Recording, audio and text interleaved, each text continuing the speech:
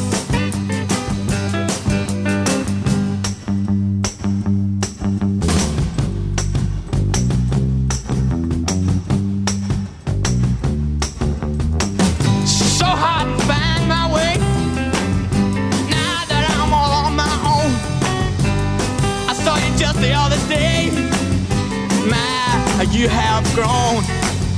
Cast my memory back there, Lord. Sometimes I'm overcome thinking about making love in the green grass behind the stadium with you, my brown-eyed girl. You, my brown-eyed girl. Do you remember when we used to sing sha-la-la-la-la-la-la-la in the green grass?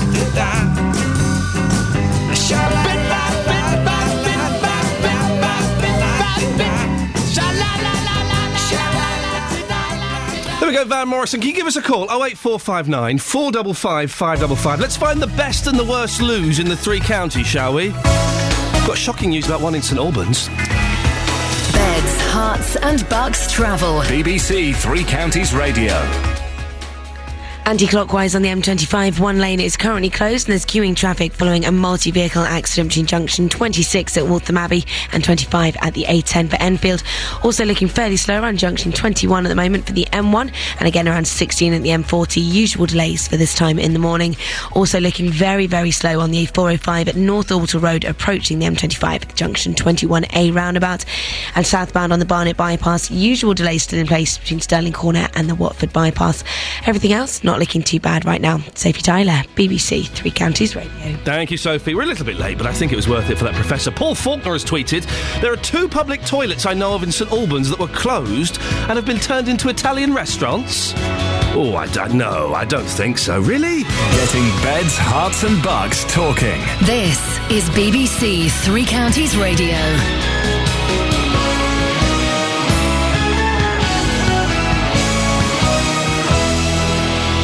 Good morning, it's 7 o'clock. I'm Catherine Boyle. The headline, Savile charity shut down, 1,400 officers named in Hillsborough probe, and hospital's future remains unclear. BBC Three Counties Radio. The Jimmy Savile Stoke Mandeville Hospital Trust is being shut down in the wake of allegations the late DJ abused children. Its trustees, along with those of its sister charity, the Jimmy Savile Charitable Trust, met to discuss its future yesterday but decided a name change wouldn't go far enough. A statement released this morning reads, the trustees feel that whatever new name they may adopt, the charities will always be linked in the public's mind with the late Jimmy Savile. Funds from the trust will now be distributed to other charities who may or may not disclose the donations. The BBC's Director General George Entwistle will be questioned by a committee of MPs today about the Jimmy Savile sex abuse scandal. Mr Entwistle was head of BBC Television when Newsnight dropped an investigation into the claims and the BBC broadcast tribute programmes. In other news, South Yorkshire Police has given the Independent Police Complaints Commission more than 1,400 names of officers who were working during the Hillsborough disaster or may know something about the subsequent investigations. The figure emerged in the House of Commons last night, as Chris Mason reports. With more than 1,400 names to look at, including the identities of 304 police officers who are still serving, many MPs are worried that the IPCC doesn't have enough staff to deal with such a big inquiry. One MP, Labour's Maria Eagle, also told the Commons she had evidence that the Chief Constable of West Yorkshire, Sir Norman Betterson, was involved at the time in trying to concoct a story that all the Liverpool fans were drunk. Sir Norman has yet to respond to the allegation, but has always denied any involvement in a cover-up. A mother says staff shortages at Bedford Hospital left her with little option but to pay £200 for her newborn baby to have a corrective procedure. Rachel Rogan's son Jack was born severely tongue-tied and couldn't be breastfed or use a bottle. She says instead of waiting 4 days for the hospital to do the procedure, she paid for a private consultant so her son could feed properly. The midwives did say to us, for 100% tongue-tie, we would consider this to be an urgent procedure. For it not to be able to be performed before 4 days, when a child is probably at its most vulnerable, a newborn child, I think that's quite a worry. Bedford Hospital NHS Trust says minor care is not being affected by staff shortages, but it's planning to train midwives and neonatal nurses to perform the tongue-tie procedure on the maternity ward in future. Campaigners trying to save a hospital in Bedfordshire have been told that no decision's been made about its future. Biggleswade Hospital has 29 beds and costs over £1 million a year to run. A petition signed by over 6,000 people who want it to remain open was handed over yesterday. In sport, after being stripped of his 7 Tour de France titles yesterday, Lance Armstrong's now being asked to pay back prize money and bonuses amounting to millions of dollars. The weather, mist and fog will clear slowly to give us a cloudy day with brighter spells this afternoon. Top temperature today today, 16 degrees Celsius, that's 61 degrees Fahrenheit. There's more news and sport online at bbc.co.uk/3 counties. BBC Three Counties Radio, first for news. If you missed the first hour of the show, oh dear. Seriously, you missed some cracking stuff, including the professor from the British Toilet Organisation, or whatever they're called. Wonderful. We'll put that out as an audio boo. If you go to the Facebook page, go to Facebook, find BBC Three Counties. It'll be up there shortly. We'll also tweet it at BBC3CR and at Iain Lee. Coming up in this hour of the show, plenty of stuff, including Jimmy Savile charity based in Stoke Mandeville is to close. Public toilets, it's happening. We're talking about it. There is a campaign for more public toilets in Bedford. I want to find the best and worst places in Beds, Herts and Bucks for public loos. And apparently, according to the AA, car insurance is coming down in price. I don't believe a word of it. I don't believe a word of it. Is yours going up or down? Can we find the person who's paying the lowest and the person who is paying the highest car insurance listening to this? You can get in touch by texting 81333, starting your text 3CR, or give us a call 08459 455 555. BBC Three Counties Radio. 08459 455 555. Now, 3 weeks ago, we heard from a Milton Keynes woman who was campaigning for a crossing on Marlborough Street to be made safer. It was after a 13-year-old girl was seriously injured after being hit by a car on the way to school. Ros Dean wanted the speed limit reducing and for the crossing to be improved. This is what she asked the council to do. Just look into it at the end of the day, change the speed limit down. There's no need for it to be 60 around housing estates and roads and things like that. It's dangerous where there's children and people crossing the road. I mean, there's no underpass here. It really needs to be looked into and, you know, please answer my emails and calls. Well, we followed this up and we'll have an update a bit later on. We'll hear from Ros and the council in the next half an hour. Jen of Houghton Regis has texted in 81333, starting a text 3CR. The public toilets in the centre of Dunstable have been closed for a long time. I'm getting a real glimpse into your life here, Jen. This means a long trek either from Wilkinson's car park or to Asda. Not easy on crutches. Oh, dear. I suspect I'm not the only one creeping into the coffee shop. Yeah, I can't do that. I get really... I certainly couldn't go into a pub just on the premise of using their toilets. And coffee shops, no. The McDonald's and Burger Kings and places like that, if they've got a loo... I quite often do that, and I do it by pretending I'm on my mobile phone, so I hold my phone up to my ear. Yeah, where are you? Downstairs, are you? OK, I'm coming down to find you. There's no one on the phone, it's me pretending. And then I go for the loo, and then I don't just walk out all like, hey, yeah, I've done a wee in your toilet, what are you going to do about it, Ronald? I then go, oh, you're not here, right, OK, well, I'll come out in the street and find you. Terrible. 08459 455 555 is the telephone number if you want to give us a call. The Jimmy Savile Stoke Mandeville Hospital Trust is to come to an end. Trustees from that charity, as well as representatives from the Jimmy Savile Charitable Trust, met last night to discuss the future. They had considered changing their names, but the trustees felt that whatever new name they adopted, they would always be linked with the late TV presenter. No future requests for funding will be considered. Meanwhile, the BBC's Director General, George Entwistle, will be questioned by MPs today. Members of the Commons Culture, Media and Sport Committee may ask him about why, as head of BBC Television, he gave a go-ahead for the screening of tribute programmes to Savile. And about what he was told of an aborted Newsnight investigation into the presenter's behaviour. Well, last night, the BBC's Panorama programme investigated the decision not to run that report.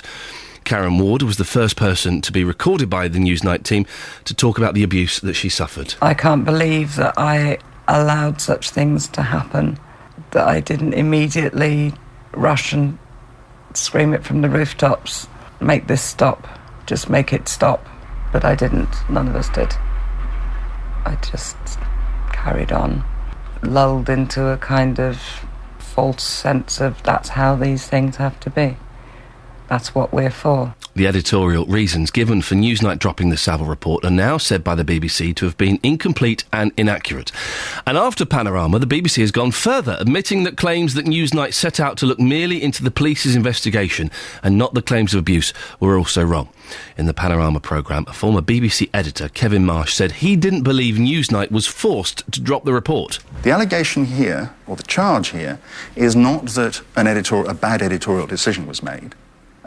The charge is that a film that was ready to go I don't believe that's the case, was pulled, killed, completely eradicated because of pressure from the top on account of the Savile tributes. Now, that's the allegation, and that, as far as I can establish, is simply not true. In the Panorama programme, the broadcaster Paul Gambaccini said Jimmy Savile got away with what he did partly because society generally found it hard to believe that such a thing could be happening. This horror, for that is what it was, took place while all of society was watching. But because it was off the scale of everybody's belief system, they didn't really come to terms with it. So there we go. I've not seen the Panorama programme. If you did, maybe you'd like to share your thoughts. I saw the first 15, 20 minutes this morning. I shall watch the rest later on today. I am aware, though, as I'm still kind of quite new within the BBC, and I do other bits and pieces, so I consider myself slightly separate from the BBC, although at this very second I'm, of course, their mouthpiece. Are we banging on about the BBC too much, do you think? As a listener, do you think that we're in danger of disappearing into our own navels by us being a BBC show, talking about a BBC show that investigated a BBC show that was investigating a BBC star? Do you see what I mean? I listened to Five Live a little bit yesterday, and there were people kind of texting in saying, boring. Now, I genuinely find this fascinating. I genuinely find it fascinating. I just wondered if you did. Could you send us a little text, 81333, starting your text 3CR, or give us a call, 08459 455 555, and let me know. Or you can tweet me, at Iain Lee, IAINLEE, and you could let us know. 08459 455 555 is the telephone number. Shall we have a quick look at some of the front pages of the newspapers? I think we ought. Let's have a little look. A lot of it's Savile. A lot of it is Savile, as you can imagine. If you did see that show last night, could you give us a call and let me know what you thought of it? The Times. Chance to make Savile face justice was missed. Cameron attacks BBC as editor stands aside. Police identified 4 alleged victims of sex abuse by Jimmy Savile during a 2-year investigation, but prosecutors declined to put him on trial. It emerged last night. The Guardian. The Guardian leading with a story that is interesting. I don't know if it's necessarily the big thing. Brian May would disagree, of course. Badger cull delayed as costs force rethink by ministers. Worries over effectiveness and legal challenges lead to U-turn. Is that really a front page story? The Badgers? I know there are some people that are very passionate about it, very upset. But the front page story? Brian May will be rubbing his hands with glee and about to play a very long and slightly self-indulgent guitar solo, no doubt, as a mark of celebration, but I'm not convinced. The Independent. So, Director General, who did fix it for the Savile... Director General, who did fix it for the Savile investigation to be dropped? And when will the BBC tell the truth about this scandal? And there's this amazing story in Italy. This is incredible. I heard this yesterday and could not believe it. Scientists are jailed for 6 years for failing to predict 2009 earthquake. 6 years. The Telegraph, for sale an EU licence for faulty medical implants. The Express, millions must work forever. Retirement now impossible due to pensions crisis. The Daily Mirror, letter to killer cabbie. Stop taunting me and confess to killing my precious girl. The Sun, Savile, BBC's abuse of your licence fee. And the Daily Mail, of course, Savile's victims to sue for millions. There's a brilliant story in the Mail today. Brilliant story. Sorry, they're just not our type of people. Hotel's sniffy email about wedding couple is accidentally sent to bride. This is cracking. This couple, like any bride-to-be, Pauline Bailey was thrilled when she finally found her dream wedding venue. It's like a really posh, swanky hotel. They're dead excited about it, this couple. Then one of the staff at the venue thought, do you know what, this couple, they're not really of the calibre that we'd like to have here at this venue. So she sent an email to her boss saying, "Hi Carlo, need your advice on this wedding. I know this probably doesn't sound very nice, but I'm trying to put this wedding off as I don't think they are the type of people that we'd want to have at Stoke Park. I spoke to the bride yesterday as she was inquiring about availability. I've put her off by now by telling her the dates that she's looking at are not available, but she's asked me if I can get back to her with available dates around the end of June. Help! 3 exclamation marks. Signed, Michelle. Send that to her boss. She also sent it to the couple. Can you believe that? How awkward is that? Have you ever... It's happened to me. I've sent emails to people that were... My wife was sent an email. I have to be careful how I phrase this, OK? She was selling a flat. This was years ago. She was sent an email entitled Funny Butch and then a rude word for lesbians. And it was pictures of Funny Butch, a rude word for lesbians. And she showed it to me, and she said, what do you think I should do? I said she should complain like Billy-O and get some form of compensation. She didn't. She just wrote back to the estate agent and said, I think you may have sent this to me by mistake. And the woman's... the woman estate agent, it was a woman, wrote back saying, terribly sorry, this was an internal matter. I do apologise. This was an internal matter. Have you ever sent or received an email or a text that you did not mean to do? I've done it. I sent a furious, ranty email to a friend of mine. I didn't send it to a friend of mine. I sent it to someone really high up at Channel 4. It was about them. And you wonder why my TV career faltered ever so slightly. 08459 455 555. Do let me know. Be honest. Travel news now. Here's Sophie Tyler. Beds, Hearts and Bucks travel. BBC Three Counties Radio. Anti-clockwise on the M25, it's currently blocked with stationary traffic at junction 25 at the A10 for Enfield. Congestion is back to 26 at the moment. This is still following an earlier accident.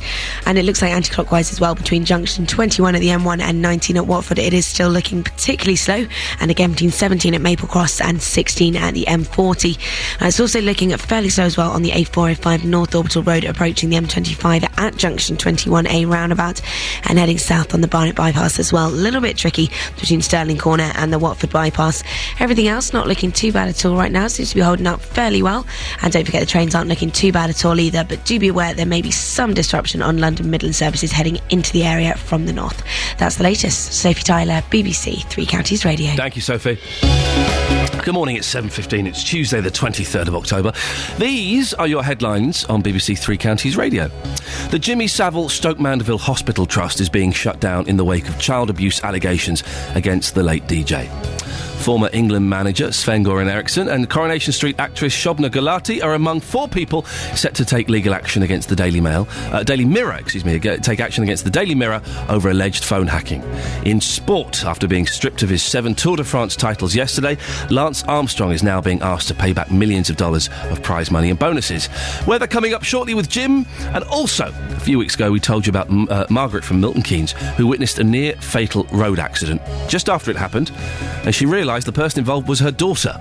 Well, we'll be speaking to Margaret to find out how her daughter's doing just before 7:30. BBC Three Counties Radio.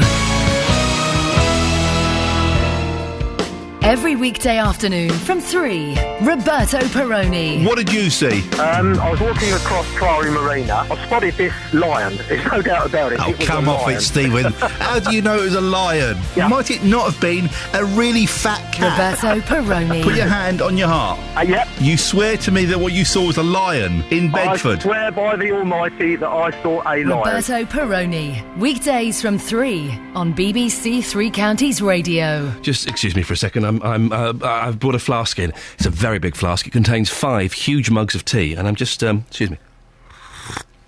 I do apologise. It's rude, I know, but I'm enjoying the indulgence of having a flask. 08459 455 555 is the telephone number. If you want to give us a call, you can text as well, 81333, starting your text 3CR, or email 3cr@bbc.co.uk. I love that story about the wedding company, the venue, sending an email to meant for her boss saying, we don't want this couple in. They're not up to our standards. They're not quite up to our standards. But then sending it to that couple. If you've ever sent an email to the wrong person or a text, we've all done it. We've all done it. Could you give us a call? 08459 455 555 is the telephone number. Now, I've been asking about this Panorama show last night, which was about the BBC investigating the BBC, and now we're discussing it. Are we in danger of disappearing up our own backsides at the BBC? Kate Ironside, is a journalism lecturer from University of Bedfordshire. I'm having trouble speaking this morning, Kate. The excitement of having a flask of tea has got to me, I think. Oh, we all have those moments, don't we, Iain? It's not good when I'm presenting a blooming radio show. Kate, listen, you have me as a disadvantage. I didn't see the show last night. It was too late. I've seen about the first 20 minutes this morning. What did you make of it as a programme? I thought it was a very good programme, Yep. and I thought the BBC was absolutely right to show it. I think, given the scale of the abuse that Savile was responsible for, the BBC had to demonstrate what it had unearthed. It also had to demonstrate why that Newsnight investigation was never broadcast in its original form. I mean, obviously we got much of it last night. Actually, I thought some of the interesting things looking at it is if you had been in the shoes of the editor of Newsnight, it was not actually an automatically easy call. If you contemplate, you had... What evidence did he have? He had that harrowing interview on the record with one victim, and then 3 other victims who would not go on the record, who would not go on camera, and he had the fact that the police had investigated but couldn't find enough evidence to prosecute. So it wasn't as straightforward a call as is being made out. But in that case, Kate, instead of pulling it, surely you should have said, "This is good. I need more. Go away and come back in a month." That possibly, yes. But you also have to look at... You can flip it round and say, well, hang on a minute. Are we about to smear an elderly man who has contributed a great deal and who has only just died? Isn't this going to be seen as gratuitously offensive? Of course, the tragedy is, we know that original Newsnight investigation exposing his abuse was absolutely spot on. Peter Rippon made the wrong call, but editorially, it actually wasn't as straightforward as it might have seemed. But now, obviously, with hindsight, he must be mortified, absolutely gutted. And precisely because of the severity of it, it was right for the BBC to demonstrate, look, this is what we did, why we did it, and oh my goodness, we're so sorry. It was the wrong call. Kate, very quickly, because we're running out of time, and I find this whole thing fascinating. I'm wondering if everyone else does find it fascinating. We are a BBC programme talking about a BBC programme that investigated a BBC programme that investigated a BBC celebrity. Are we in danger of disappearing up our own backsides here? I think no. Simply because we're not talking about a little bit of pilfering, a little bit of drinking on the side. We are talking about wide-scale, serious abuse of children.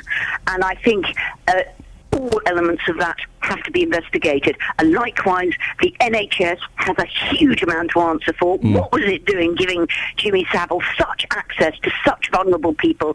The people who ran that girls' school have huge questions to answer.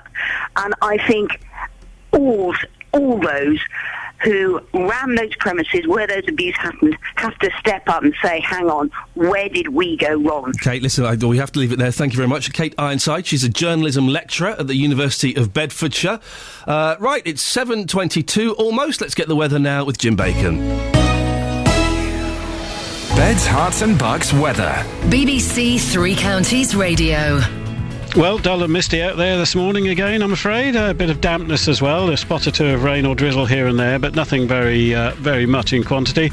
I think the main problem is the poor visibilities this morning. They'll stay with us till the middle of the morning in some places. It's not the densest fog we've seen this autumn, but I think it will be fairly widespread right across 3 counties in the north, Bedfordshire, North Buckinghamshire. As you move further south through Buckinghamshire and into parts of Hertfordshire, visibilities are somewhat better. It's a sort of a misty look to things rather than a foggy look. But it does mean a dull grey day for many of us. I think by this afternoon, the mist and the fog should have lifted into low cloud, and after clinging to the treetops for a while, it will eventually turn a little bit brighter this afternoon. Now, I don't expect great amounts of sunshine, but if the sun were to break through, this really is very warm air indeed, and it could become much better than the 16 Celsius that I think most of 3 counties will get up to. That's 61 Fahrenheit, by the way. Light northeasterly breeze, and tonight, rather cloudy again, some mist and fog returning, the odd spot or two of drizzle, minimum temperatures like last night, 11 or 12 Celsius, and that light wind from the northeast. More of the same, I think, for Wednesday, slowly improving visibilities.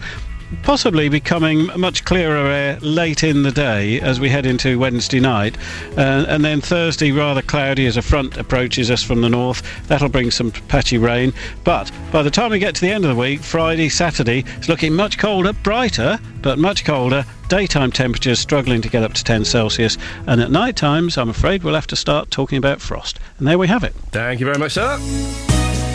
Just very quickly on the Twitter, at BBC3CR or at Iain Lee. I'm asking, are you interested in the BBC, talking about the BBC, talking about the BBC, and the whole Jimmy Savile thing? Sean says, I'm interested, love a bit of drama. Whereas Boo Bridges, I'm sick to death of the whole Jimmy Savile thing. Can't get away from it. Just let the women get their cash, I mean justice, and forget it. 08459 455 555 is the telephone number. Now, a few weeks ago, we told you an incredible story about a woman from Milton Keynes who witnessed a near-fatal road accident. She drove past, it was on the bus, drove past it just after it happened, and shortly realised that the person involved was, in fact, her daughter. Olivia Bowers was hit by a car as she crossed the road on the way to school and suffered serious injuries. But we've got Olivia's mum, Margaret, on the line now. Good morning, Margaret. Good morning. First question, how's Olivia doing? She's absolutely doing fantastic. Oh, great. Well, how is she? She was in a medically induced coma, wasn't she, the last time we spoke? Yeah, that's right. And at one point they had to put her in a complete coma and paralyse her. Oh. But how is she now? She's out of the coma. Is she aware of what's going on? Oh, yeah, she's completely aware. She's on Facebook. She texts me. Oh, there's me being all sensitive. And she's on Facebook, she's Twitter. Oh, fair enough, right. Good for her. She texts me to tell me to hurry up if I'm late to come and see her in the hospital. So she's it's amazing how far she's come along. Is she going to have any lasting injuries at all, do we know? At present, she actually she's on medication she actually does have a blood clot on her leg, so she's on medication for that. She has a broken leg, and as far as a brain injury, she does have still bruising on the brain. Right. And that sounds serious. It's actually not as bad as what they thought it was, but that will go down. And she does part of the brain where the doctors explained to me, front of the brain, where it's to do with rationality and reasoning. That part on her brain isn't working, so she can't understand why she has to have medication, why this is happening. Okay. But in time, that will all come together. Will it really? Well, you must, as a mum, you must be so relieved. Yes, I am. Because you were in a terrible state last time we spoke to you. That's right, yeah. And at one point we nearly lost her. The family were called in, and it was the worst. It was, a parent's worst nightmare. How has she coped with her injuries and being in hospital? You say that there's the part of the brain that rationalises isn't quite functioning, but even as a normal teenager, she must be getting frustrated. Yes, she absolutely hates it. She can't stand it there. She wants to come home. She can't understand why she's been kept there. She says it's too noisy. And she doesn't like the food. I was going to say, are you sneaking in like roast dinners and Mackie D's and Ginsters and stuff like that? Good for you. Well done. Yeah. Good for you. Now, the road where the crash happened is a national speed limit, and you're concerned that Olivia's injuries, they could have been much worse, couldn't they? Yes. The car was actually only doing 22, so it was on a... which you can go up to 60, but unfortunately she did sustain severe injuries because it's just a part where she actually hit the part of the car. So, she's very, very, a very lucky girl. We're told that improvements are due to be made. Yellow bollards will make the crossing more noticeable, and the council is looking to reducing the speed limit. Does that go far enough for you, Margaret? I think it does. It does go a long way to help, because if the car had been doing 60, she really wouldn't be here now. It doesn't even bear thinking about, does it? No. So when do they reckon she'll be out? Have they given you a date? Well, I had good news yesterday. Spoke to the doctor in the morning. Tomorrow, her dad's got to come to the hospital. Yeah. They're going to around mid-morning and try and see what she's like getting in and out of the car. Oh. If that goes well. Hopefully in a couple of days she'll be able to come home for a few hours and then go home. Then the next day come home for a couple of hours, then go back to the hospital. Brilliant. And then obviously hopefully she'll be home by the end of next week. She'll have obviously a care package, meaning physio. Margaret, you say good news. You know you're going to have a stroppy teenager who's going to say, "You can't tell me off for that, Mum. I've injured my brain." I would use that as an excuse like nobody's business. Oh, I know she's going to. You can't tell me off. I've got a bruise on my brain, Mum. Oh no, I can't do the washing up. I'm not very well. I've been in hospital. Listen, that's fantastic news, Margaret. Send her our best, and I will do. Enjoy it when she comes back. Thank you very much. There we go, Margaret Bowers. Her daughter Olivia is okay. But seriously, if I had an injury like that, I would milk that for all it... I'm really sorry, I can't, but I was in hospital last week. No, I can't make you a cup of tea. I've got a bruise on my brain. Excellent news there. Well done. Right, let's get the travel news now. Let's go to Sophie Tyler. Beds, Herts and Bucks travel. BBC Three Counties Radio. Southbound on the M1, still looking fairly slow at the moment with long delays between junction 13 at Bedford and junction 10 at Luton Airport. Delays there of around half an hour, I'm afraid. And anti-clockwise on the M25, it's still queuing following the earlier accident, which has now been moved to the hard shoulder. It's just around junction 25 at the A10 for Enfield with congestion back to Waltham Abbey. It's also looking particularly tricky between 21 at the M1 and 19 at Watford, and between 17 at Maple Cross and 16 at the M40. Now, also looking tricky, Wade expects very slow at the moment on the A405 at North Orbital Road around junction 21A of the M25, and the southbound carriageway of the Barnet Bypass still slow at Stirling Corner and Watford Bypass as well. Usual delays everywhere else, not causing too much of a problem, but do keep an eye out there. Maybe looking a little bit tricky, the weather not helping things today.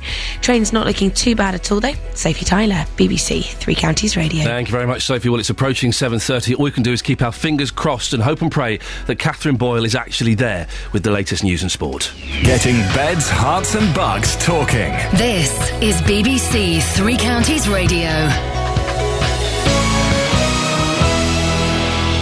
I am at 7:30. The headlines: the Jimmy Savile Stoke Mandeville Hospital Trust being shut down in the wake of child abuse allegations against the late DJ.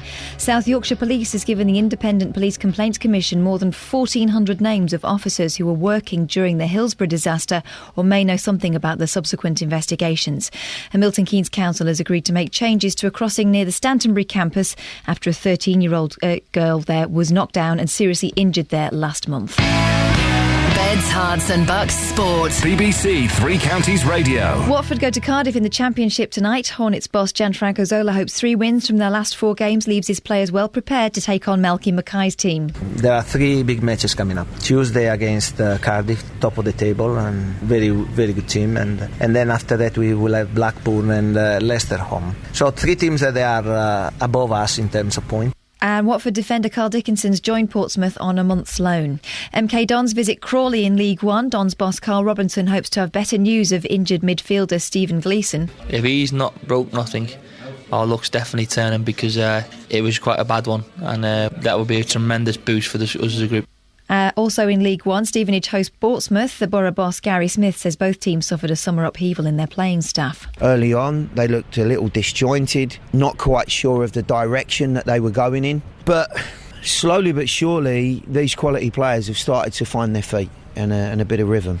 Wickham have striker Joe Cafor suspended for tonight's League 2 match at home to Barnet. Wanderers caretaker boss Gareth Ainsworth is pleased to be back at Adams Park after 3 successive away games. It feels like we've done a lot of miles away from Adams Park. It'd be nice to get back home, get on our own pitch and back up what we did against Torquay last time out there. And you've got a choice of commentary in tonight's Three County Sport from 7 o'clock. Watford at Cardiff's on 103.8 and 98 FM. MK Dons at Crawley can be heard on 104.5 FM. And Stevenage against Portsmouth on 95.5 FM and medium wave. That's your news and sport. More from me in half an hour. This is Iain Lee on BBC Three Counties Radio. Good morning, this is Iain Lee, BBC Three Counties Radio, 08459 455 555 is the telephone number. Coming up in the next half hour, Loos. We're looking for the best and the worst Loos in beds, Herts and Bucks. I know. Oh, I know. And also car insurance, according to the AA. It's gone down. Premiums have gone down. I don't think so. Has that happened to you? Has your car insurance gone down? I'd be very surprised. Apparently it's going up all the time, as far as I can see. Can we find the cheapest and the most expensive car insurance premiums for people listening to BBC Three Counties Radio? Just text it in if you want, 81333. Start your text 3CR and just let me know how much your premium is. You can email 3cr@bbc.co.uk, or you can give us a call. This is the best way to do it. 08459 455 555. Now, I need some detective work from you. There's a great story in the Mail. I mentioned it earlier on. It's page 3 of the Mail. Sorry, they're just not our type of people. Hotel's sniffy email about wedding couple is accidentally sent to bride. So this is Paul Carty and Pauline Bailey. They're from Luton. So, do you know them? Paul Carty and Pauline Bailey from Luton. If so, can you get them to give us a call? We think we found their house. We think we've put a note through their door. Anyway, they're getting married, and they wanted to book the Stoke Park, a 5-star country house hotel that is featured in 2 Bond movies. They wanted to book it for their wedding reception, and the whole do. Lovely place, gorgeous. And Michelle Connolly, who works there, didn't really think that Paul and Pauline were kind of up to scratch. Thought they were a little bit common. And so she sent an email to her boss saying, "Hi, Carlo. Need your advice on this wedding. I know this probably doesn't sound very nice, but I'm trying to put this wedding off, as I don't think they're the type of people that we would want to have at Stoke Park. I spoke to the bride yesterday. She was inquiring about availability, and I've put her off for now by telling her the date that she's looking at is not available. But she's asked me if I can get back to her with more available dates. Help! 3 exclamation marks from Michelle. So she sent that to her boss. Yeah, she also sent it to Paul and Pauline as well, Paul Carty and Pauline Bailey. So they got the email. Imagine how gutted you would be. You're basically getting an email from a swanky restaurant that says, yeah, you're a little bit common. We don't want you. Posh hotel, yeah, we don't want you. Thanks very much. So we're trying to track down Paul Carty and Pauline Bailey.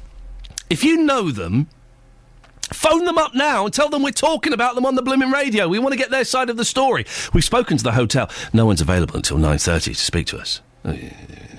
Come on, these swanky hotels. Come on, there are people available from 7 o'clock, but the hotel have said there is no one available to speak to us until 9:30. Well, then maybe JVS will pick it up, or perhaps Roberto. But we want to speak to Paul Carty and Pauline Bailey from Luton. If you know them, phone them up. Go round their house, knock on their door right now, and say, "Oi, that idiot on the radio is talking about you." Give him a call. 08459 455 555. 08459 455 555. Paul Carty and Pauline Bailey. We want to hear from you. I'm sure there's pictures of them in here. They look like a lovely couple. They look delightful. Yes, maybe he's got one too many earrings in one ear. Maybe. But you can't not let them go to a swanky hotel just because he's got more earrings than a gentleman should have. They look delightful. 08459 455 555. We'll see if we can get them by 9 o'clock. Now, a mum from Bedford, whose son was born completely tongue-tied and couldn't be properly fed, says she was told she'd have to wait 4 days to have corrective procedure done at Bedford Hospital due to staff shortages. It's not uncommon for babies to be born with the bottom of their tongue attached to their mouth. Happened to my first boy. But Rachel Rogan says she had to pay £200 to get the problem fixed privately. She's been explaining her story to our reporter, Jessica Cooper. Immediately after he was born, the midwife noticed that he had 100% tongue tie. So he was unable to feed at all. They immediately put forward for a referral to the consultant to come and do the procedure for us, and we were told it should be done within 24 hours. The following day, we hadn't heard anything, so they chased that up, and we were told that it wouldn't happen until the following Thursday due to staff shortages. So by that point, he would have been 4 days without having fed. The 100% tongue tie meant that he was unable to latch for breastfeeding purposes, and he couldn't take a bottle either. So I had to hand express, collect as much of my own milk as I could in a syringe, and then drip feed it to him as and when I could. And when you were told that actually, despite him being born on the Sunday and this being quite a simple, quick procedure, but it couldn't be done until the Thursday, how did you feel at that time? Well, we were initially very worried and also very frustrated because he wasn't thriving as such. He didn't actually cry until after the procedure had taken place. He was making some noises, but he was too weak. He was sleeping all of the time because he wasn't getting fed. We were getting extremely concerned that by 4 days, he wouldn't be feeding substantially, but also that he would lose or he wouldn't develop the ability to latch and to breastfeed. You didn't wait from Sunday to Thursday. You I suppose, took matters into your own hands. We contacted a private consultant who came up from London and performed the procedure on the Tuesday, so that was 48 hours after he was born. The procedure is very simple. It's a snip of the skin underneath the tongue. And he immediately started feeding and he immediately started thriving. He immediately started crying, which was great because after he'd had a feed, he woke up. Certainly, he was much more aware than he had been before. And the difference in him was fantastic. And it was such a relief to us to see that he was behaving as a normal newborn would. I've never been so happy to hear a baby screaming. So what do you hope that the hospital might learn from this? I couldn't praise the midwifery unit enough. The team were fantastic, and the support they gave me with the fact that this procedure couldn't be done and with helping me to try and latch and to try and feed Jack, they were outstanding. The maxillofacial unit are responsible, I think, for the whole PCT, so across Luton and Bedfordshire. As a result, they are stretched beyond belief. The midwives did say to us, for 100% tongue tie, we would consider this to be an urgent procedure. For it not to be able to be performed before 4 days, when a child is probably at its most vulnerable, I think that's quite a worry. If that could just be addressed, and if something could be done to say, is there a way in which this service could be performed perhaps by the midwives on the ward, or just for that worry to be removed. So reporter Jessica Cooper speaking to mum Rachel Rogan. Bedford Hospital NHS Trust told us it's not the case that requirements for minor care aren't being met due to staff shortages. In a statement, it said babies are seen for this procedure as soon as possible. It says it's put in place a training programme to make sure midwives and neonatal nurses can perform this procedure in the maternity department in future. We were talking earlier on about the Marlborough Street crossing where Olivia got knocked down. And we've had a couple of comments on this. On the text, Shirley Milton Keynes says, I used to go to school with Olivia. It's great to hear that she's on the mend. She's doing well, so that's good news. And Helen says, the Marlborough Street crossing. I used to go by bus on that road, but school children never use the crossing. I've seen several near misses with cars, bikes, buses. They must be taught to use the crossing. They know where it is, but they choose not to use it. 08459 455 555. Now, today I've declared this show a National Public Toilet Show Day. I know, it's a little bit wordy. We'll pass it through the computer and see what we come out with. But we're trying to find the best and the worst public toilets in the 3 counties. Lots of them are closed down. It's causing outrage. Joyce is in Leagrave. Joyce, are you outraged? I am outraged. We have been for a few years. Oh, years of outrage? That's hard to handle. It's very difficult trying to run and walk at the same time to go to the loo. Yeah. Yes. What are the toilets like in Leagrave? Well, years ago, we used to have toilets in Archway Road, near the post sorting office. Yes. And they were brilliant because you could call in there to go to town. Mums could take their children there. You've got all the shopping precincts. The big stores now are there. Were they clean toilets, Joyce? Because lots of public toilets very dirty. They were, and we used to have a lady there. Ooh. She used to go in and clean, and we used to have a chat with her, and this, that, and the other. And we opposed them closing it down, the public. Yes. And the thing being, yes, emphasis on the word we, yes. And the thing was, they crafty things, a nice word for that. Yes. They took it down overnight.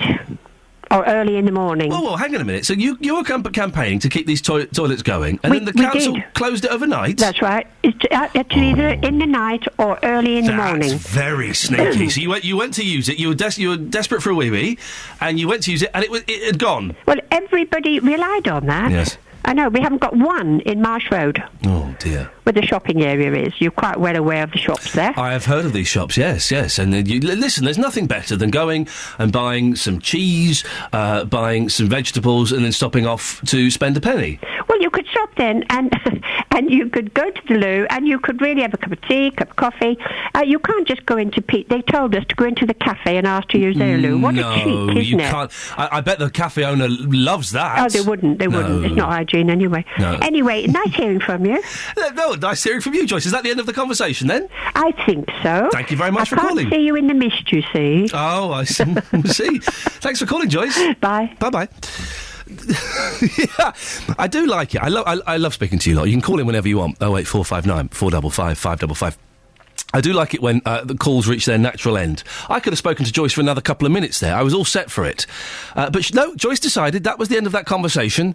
We'll have no more of it. Nice speaking to you. I can't see you in the mist. No idea what that means. No idea what that means. We are looking for Paul Carty and Pauline Bailey in Luton. Is that you? Do you know... Are they your next-door neighbours? If they're your next-door neighbours, go and knock on the door. That they got turned away by a dead swanky hotel for being a little bit too common. They were not up to the standard that this hotel demanded of its... What do you think about the hotel? Did they do the right thing? Do you agree with the hotel on this? Yes, it was right for them to maintain standards and say, we don't like this couple, we don't think they're up to our high standards, we're going to turn them away. Did they do the right thing? Or do you think the hotel was being very, very snobby and very, very naughty? Could you give us a call and let me know your thoughts on that? 08459 455 555. You're in charge of a dead swanky hotel. A couple comes in that you think maybe they're not quite up to your standards. What would you do? Would you let them have their wedding there? Or would you make up an excuse and tell them to get lost? 3 Counties. 08459 455 555 is the telephone number. Let's get the travel news now. Here's Sophie. Beds, Herts and Bucks travel. BBC Three Counties Radio. Southbound on the M1, we're still looking at delays at the moment between junction 13 at Bedford and 10 at Luton Airport. Travel time there of around 45 minutes. And anti-clockwise on the M25, it's also still queuing following the earlier accident at junction 25 at the A10. The accident has been moved, but there is still congestion back at the moment towards 28 at the Brook Street roundabout. While anti-clockwise again, it is still looking slow where you'd expect between 21 at the M1 and 19 at Watford, and 30-minute delays between 17 at Maple Cross and 15 at the M4. Still slow as well, southbound on the Barnet bypass between Stirling Corner and the Watford bypass, and also looking busy where you'd expect heading south on the A10 through Cheshunt, just around the Great Cambridge Road and Winston Churchill Way. Trains are moving nicely at the moment on the local live departure boards, a little bit slow coming into the area from the north on London Midland services, but nothing that should be affecting you too badly at all. Sophie Tyler, BBC Three Counties Radio. Thank you very much, Sophie. Good morning, it's 7:45. It's Tuesday the 23rd of October. These are your headlines this morning on BBC Three Counties Radio. The Jimmy Savile Stoke Mandeville Hospital Trust is being shut down as police continue their investigation into the late DJ. South Yorkshire Police has given the Independent Police Complaints Commission more than 1,400 names of officers who were working during the Hillsborough disaster or may know something about the subsequent investigations. In sport, after being stripped of his 7 Tour de France titles yesterday, Lance Armstrong is now being asked to pay back millions in prize money and bonuses. The weather today in Beds, Herts and Bucks. Mist and fog will clear slowly to give us a cloudy day with brighter spells in the afternoon. Top temperature is 16 degrees. And coming up, Justin Dealey is in Bedford on a very, very important mission. Stay tuned and find out more. BBC Three Counties Radio. Every Monday to Saturday from 12, Nick Coffer. We've been talking about Hospice Care Week. I think anyone who hasn't used a hospice may struggle to understand that concept of an upbeat hospice. You walk in and there's people smiling, there's people laughing, people sharing a joke together. Nick Coffer. My sort of ethos is enjoy every day, live it like it's like your last, and never give up on hope. Beautifully put. Nick Coffer, Monday to Saturday from 12 on BBC Three Counties Radio. 08459 455 555 is the telephone number if you want to give us a call. Listen, I'm putting out a public plea. Paul Carty, Pauline Bailey, where are you? We need you. We need to speak to you. Turned away by very swanky Stoke Park, a 5-star country house hotel. It's a gorgeous place. They wanted to get married there and have all the reception and do all the bits and pieces. And they weren't allowed to. Well, they were allowed to eventually, but by that point they're gone, do you know what? We're not interested. They got an internal email from one of the staff to the boss saying, I need your advice on this wedding. I know this probably doesn't sound very nice. I'm trying to put this wedding off as I don't think they're the type of people we'd want to have at Stoke Park.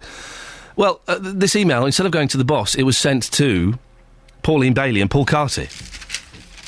What would you do if you're in charge of like a really swanky 5-star hotel? What would you do? Would you open your doors to just anyone? Or would you have tried to come up with a cunning plan to turn this couple away? 08459 455 555. Well, Rachel Southwood is from Wedding Ideas magazine. Rachel, what do you make of this? Initially, to me, I was shocked by this, but then I'm kind of thinking, well, I guess venues have to keep their standards, don't they?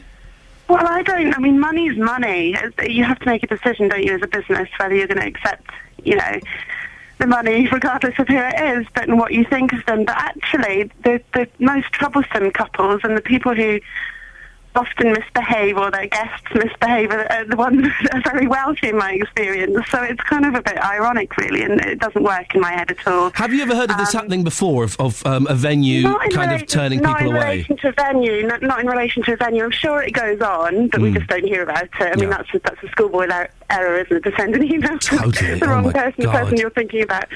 But, I mean, it happens most often in relation to dresses, actually. We hear about brides who are turned away from specific retailers wrongly, terribly, because they don't look like they've got the right kind of money to buy the dresses that are sold in the shop. We hear about that that's a kind of pretty women scenario, we call it. But not venues, no. And I think particularly in times of recession, I'm really surprised that a venue would turn any couple away, really, because weddings are big money.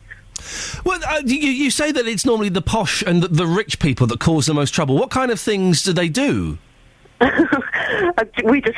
hear the tales that everyone else hears in the newspaper about guests who wreck things, get very drunk, fall asleep, fall into moats.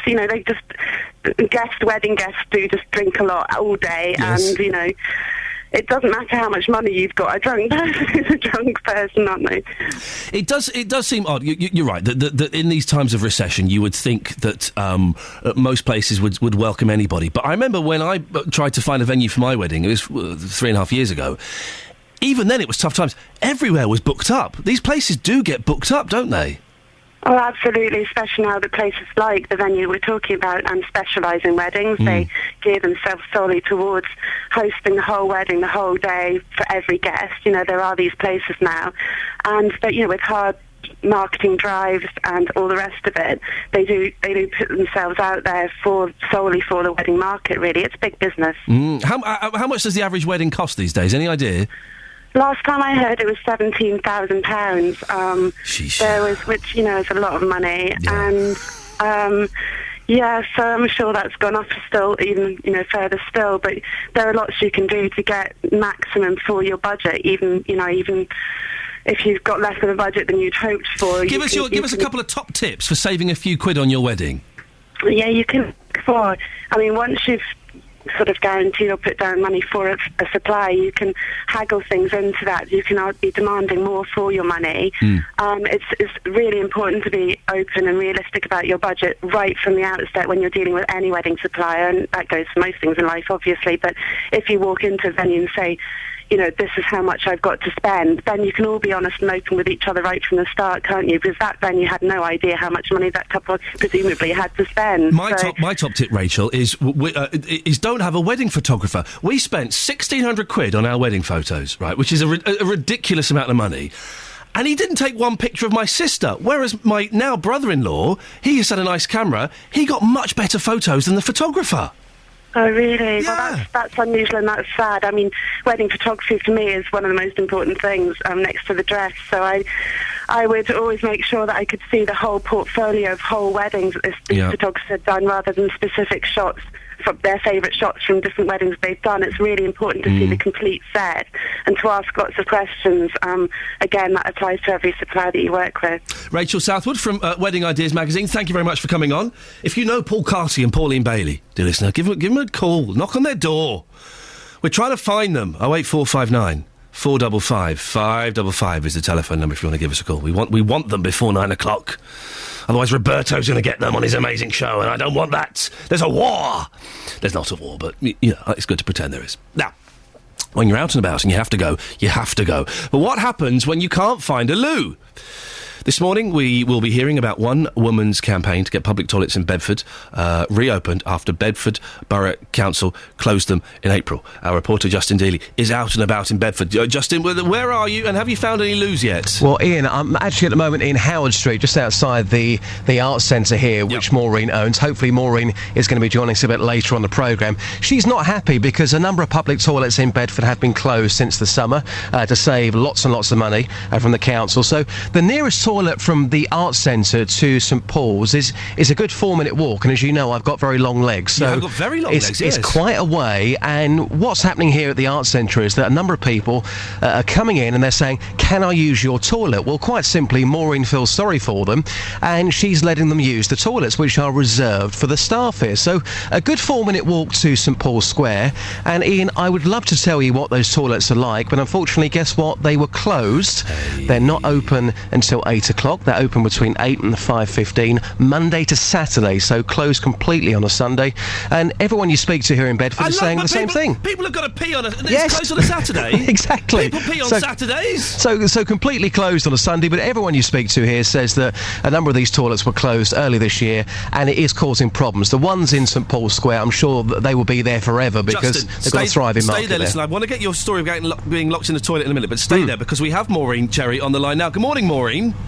Morning. How are you doing? You all right? I'm fine, thank you. So listen, people are coming into your art gallery to use your loo. Do you let them do it, or do you turn them away? It's when if somebody's in distress or if they've got a child and are desperate. Yes. We do. We don't like to because they have to walk by our tills and go through our tea room, with our personal belongings. But if somebody's in distress, it's not very nice. And, you feel obliged, really. Well, it's very generous of you to do that. What do you want to see done, Maureen? The toilets next to us opened. Simple as that. Underneath Lurt Street car park, yes, that would be great. Well, listen, stay there, because we have a gentleman on the line who might be able to help. We've got Councillor Charles Royden. He's the portfolio holder for the environment on Bedford Borough Council. Councillor, you heard Maureen's situation there. The closing those toilets is not helping her or anyone there. Can we get them open again, please? Well, the problem we've had to face at Bedford Borough Council, like everybody else, is you have to work out how you're going to spend your money. And in Bedford, we've got toilets at All Hallows, in St Paul's Square, as you've mentioned. We've also got them actually at the Bedford Library and the Customer Service Centre. We've also got them at River Street Car Park. And we've also got APCs at Broadway, Melbourne Street and St Peter's. So your chappie could also walk to St Peter's if he wanted. And shortly, we'll be opening up another lot of toilets at the near where Maureen is, at the Higgins, which is going to be opening where people can go in and use the toilets and facilities and cafe and what have you. So as a council, we've got to decide, how many toilets do we provide in the town? We provide quite a lot compared to other councils. Some don't even provide any at the moment. And we're investing heavily in new toilets, which are going to be put into All Hallows, where major refurbishment's taking place. So as a council, you have to say, OK, where are we going to spend our money and how many toilets can we have? We have quite a lot. If you open these toilets up, then, you might be saying, well, we can't have a crossing near a school. You've been mentioning a crossing. No, that's not how it works. Oh, you sit in an office and go, right, are we going to do a crossing or a toilet? Hands up for the crossing? No, let me tell you, we've made £36 million worth of cuts in Bedford. That's over a quarter of our budget. So you have to work out how you're going to find those cuts. And it's literally a case of saying, if we have that, we can't have that. And it's down to things like crossings at schools, or you might have vulnerable children who don't get the extra care that they need. So these are difficult choices we're making at the moment. We haven't got any money, and so you have to say, how many toilets are we going to have? We've got a lot in Bedford. Maureen, there's no money. There are more toilets opening soon near you. Is that going to help, do you think? He's saying like Higgins and everything, but if you walk from Lurt Street car park to the Higgins, it's quite a distance. And like All Hallows, we are literally the other end of town. When people come into Bedford, park the car, and their point of call is there. The toilets, so he's saying about all these opening and the disabled toilets, you need a disabled tag, so it's not like you can get into them anyway. Councillor Maureen's not happy. Well, I know that. I can quite see that, and I'm very pleased that Maureen is engaging with us in the process. But, we had a consultation for 6 months at the end of last year, between July and November. and we received 4 complaints about the idea of closing Lurk Street car park. 4 complaints. And then I think people see a notice and say it's modernisation. They think the toilets are going to be redone. Well, they did a modernisation programme, so nobody was bothered because they think, oh, that's great. Well, the toilets were closed in April, and we've had 4 complaints. So we had large posters on the toilet. So only 4 complaints that the council received about this. So as a council, we've got to decide where the assets go, where we spend your money, and we've invested in the toilets that we have. We've got a good network of toilets in the town centre, and I hope people appreciate the fact that we're also investing in upgrading the toilets at All Hallows, which have been needed for quite a long time. We've got one of the best toilets in the country at River Street Car Park for people who've got profound difficulties or serious impairments physically. So we're trying to provide all the different kinds of toilets that we need to get the best for the people of Bedford. Councillor Charles Royden, portfolio holder for the environment on Bedford Borough Council, and Maureen Cherry, who runs an art gallery. Thank you very much for that. Justin, Justin, we haven't got time for your toilet story. We'll have to come back to you later. Yeah, no problem at all, Ian, no problem. He sounds so keen. It's a cracking story. Right. Let's get the travel news, shall we? Let's go to Sophie Tyler. Beds, Hearts and Bucks travel. BBC Three Counties Radio. Southbound on the M1, we still have delays and very slow traffic between 13 at Bedford and 12 at Flitwick. Going to take you around 25 minutes to get through that stretch, I'm afraid. And anti-clockwise on the M25, it's still queuing following the earlier accident between junction 25 at the A10 for Enfield, with congestion all the way back now to 28 at the Brook Street roundabout. Will take you nearly 40 minutes to get through that stretch. 15-minute delays between 21 at the M1 and 18 at Chorleywood, and then more delays of around half an hour between 17 at Maple Cross and 15 at the M4. Still queuing as well, southbound on the Barnet bypass between Stirling Corner and the Watford bypass. Everything else, though, not looking too bad at all right now. Sophie Tyler, BBC Three Counties Radio. Thank you very much, Sophie. We might be getting somewhere on the hunt for Paul Carty and Pauline Bailey. I've tweeted out a request. Do you know them? Alexandra Biscuit, whose Twitter tag is Booby Sweets. I might know them. Why do you want to know? Well, we're getting close. Beds, Hearts and Bucks talking. This is BBC Three Counties Radio.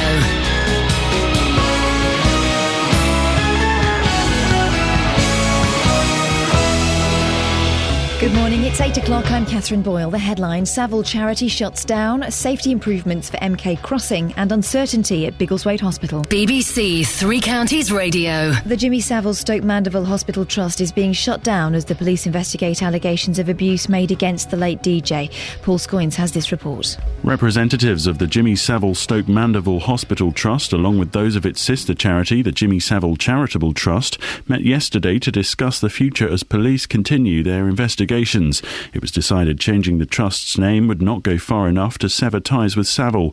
In a statement released this morning, the trustees conclude that they cannot see a future for either charity. The Trust's funds will now be distributed to other good causes who may or may not disclose the donations. The BBC's Director General, George Entwistle, will be questioned by MPs today about how the corporation handled the Jimmy Savile sex abuse scandal. Mr Entwistle was head of BBC Television when Newsnight abandoned its investigation into the claims and the corporation broadcast tribute programmes. 4 people have begun legal action against the publishers of the Daily Mirror, alleging that their phones were hacked. It's believed to be the first time a civil claim related to hacking has been brought against a newspaper outside Rupert Murdoch's News International Group. The claimants include the former England football manager Sven-Göran Eriksson. Milton Keynes councils agreed to make changes to a crossing after a 13-year-old girl was seriously injured. Olivia Bowers was knocked down on Marlborough Street near Great Linford last month. Jessica Cooper has this report. Campaigners have been calling for safety improvements after Olivia was hit by a car when she crossed Marlborough Street on the way to school. Milton Keynes Council is planning to install yellow bollards before the end of the year to make the crossing more noticeable to drivers. It's also looking into whether the speed limit, which is currently 60 miles per hour, needs to change. Campaigners trying to save a hospital in Bedfordshire have been told that no decision's been made about its future. Biggleswade Hospital has 29 beds and costs over £1 million a year to run. A petition signed by over 6,000 people who want it to stay open has been handed over. Doris Brunt was at the council meeting yesterday and says she's had some assurances, but much is still unclear. the representative there from contractors for the hospital have said that the hospital will not close. Everything now hinges on a report from a review that is currently being carried out. And until we get that, we do not have any idea of what their long-term proposals for the hospital will be. In sport, after being stripped of his 7 Tour de France titles yesterday, Lance Armstrong's being asked to pay back millions of dollars.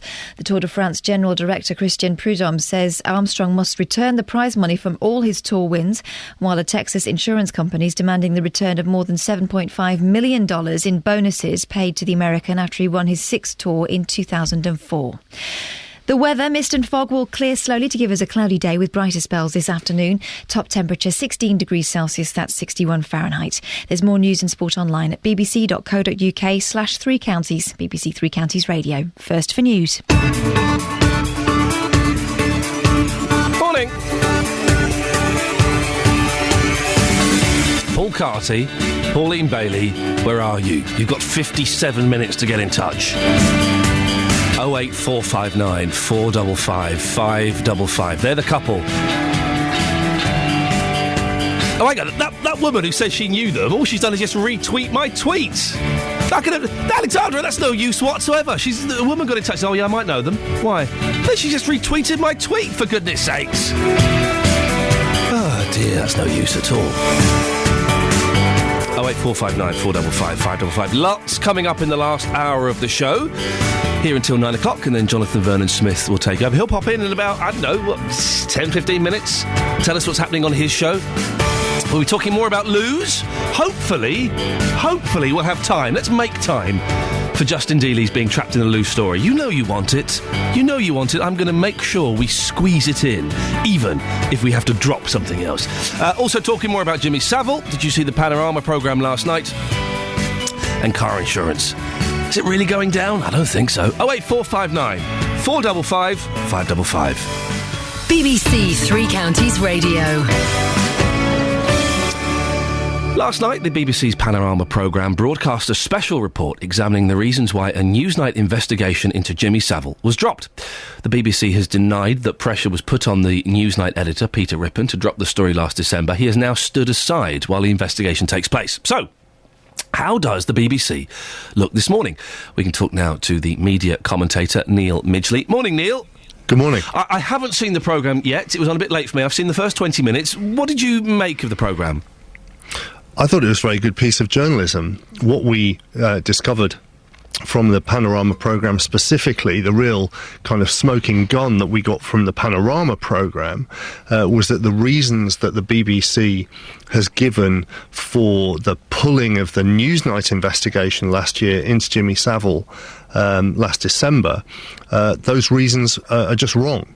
So the BBC has given one explanation of that Newsnight situation, which it's stuck to for the last 3 weeks.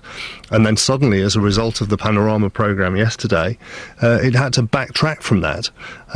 So we now have no coherent explanation at all as to why the Newsnight investigation was pulled. And that, frankly, is a bit of a shambles at the top of the BBC. How unusual is it for one current affairs programme to investigate another within the same organisation? And can it be completely neutral? It's very unusual. I think Panorama investigated the Today programme when there was all the Gilligan the stuff sexing around up things, yes. That led to the Hutton inquiry. I think so, but obviously that's now 9 years ago. And that's the last example that I know of. Obviously, there may be axes to grind, and different parts of the same organisation can obviously be more competitive with each other than they are with outside organisations. But there was no evidence, really, to my mind, of bias in the Panorama report last night. It presented its facts quite calmly and had evidence for most of them. George Entwistle, DG, he's been in Director General for 4 weeks. Is he going to last much longer? Well, that's a difficult question because given that the Newsnight situation has now completely unravelled, it's difficult to know, in fact it's impossible to know, what George Entwistle's role was.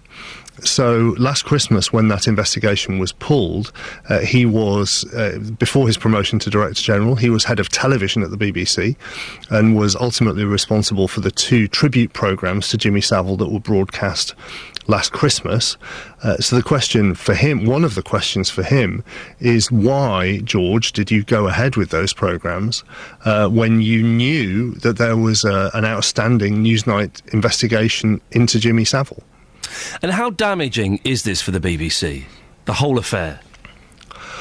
I think it's very damaging for the current management because the response over the last 3 weeks has really been shambolic. The fact that we're now 3 weeks later and we literally have no coherent explanation as to why that Newsnight report was pulled last December, that's just not good enough. For the BBC as a whole, I think the licence fee paying public probably don't care as much about technical questions of who said what to whom when a Newsnight report was pulled as they do about the programmes that they love on the BBC. So I imagine that the BBC will retain public support unless it is shown that there was a terrible culture tolerating Jimmy Savile's abuse, which in some way continues.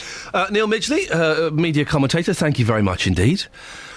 08459 455 555. Now, there's a report out from the AA, of all places, that car insurance premiums are going down. I don't believe that for a second. My car insurance at one point, get this, right? Because I lived in London, I may have had a couple of points on my licence, who knows? I may have had a car accident at some point as well. My car insurance was £1,600. Boom. Boom. Imagine that, £1,600. Boom. The main reason, I've now got it down to 1,040. The main reason is because of my job. Because I work in show business, they think I'm going to have, like, Burt Reynolds or Paul McCartney, or Chuck Norris in my car. If you crash with Burt Reynolds in your car, that could be millions of dollars, right? So all the car insurance companies panic a little bit, and they think, whoa, hang on a second, Burt Reynolds could be Paul McCartney, we're going to up this insurance a bit.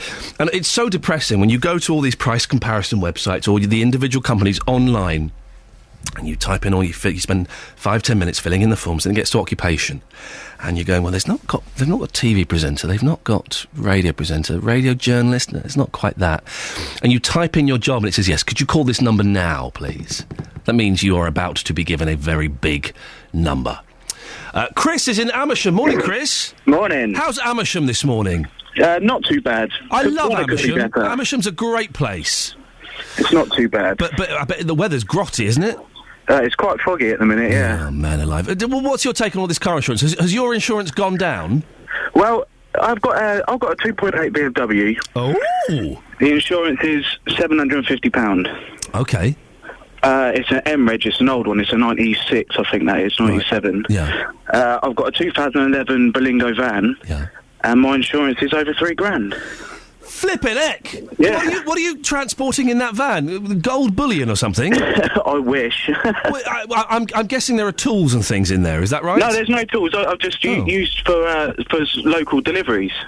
Then why does it cost you so much? I've no idea. Absolutely no idea. I think it's disgusting. Well, that's incredible. How old are you, Chris, if you don't mind me asking? 25. Well, so you're kind of on the cusp of still being young. Yeah, just turned. So I'm hoping it's going to make a difference this year when I renew it in January. I bet it don't make that much difference, to be honest. No, last year it went up as well. Last year it increased with no accidents and no points. It increased for no reason. Because I remember back in the day, if you had a decent length of time on your no-claims bonus, you'd get a letter at renewal time saying, well, you've got 3 years no-claims bonus, so we're going to knock a little bit off of your insurance. Yeah. They're not done that with you. Have you had any accidents, any points? No, I've got no accidents, no points. I've got 5 years no claims, so it's clear at the minute. Wow. And it went up. It just seems to be going up and up and up. But then on my car, it's going down. And have you spoken to them? Have you kind of said, what is going on here?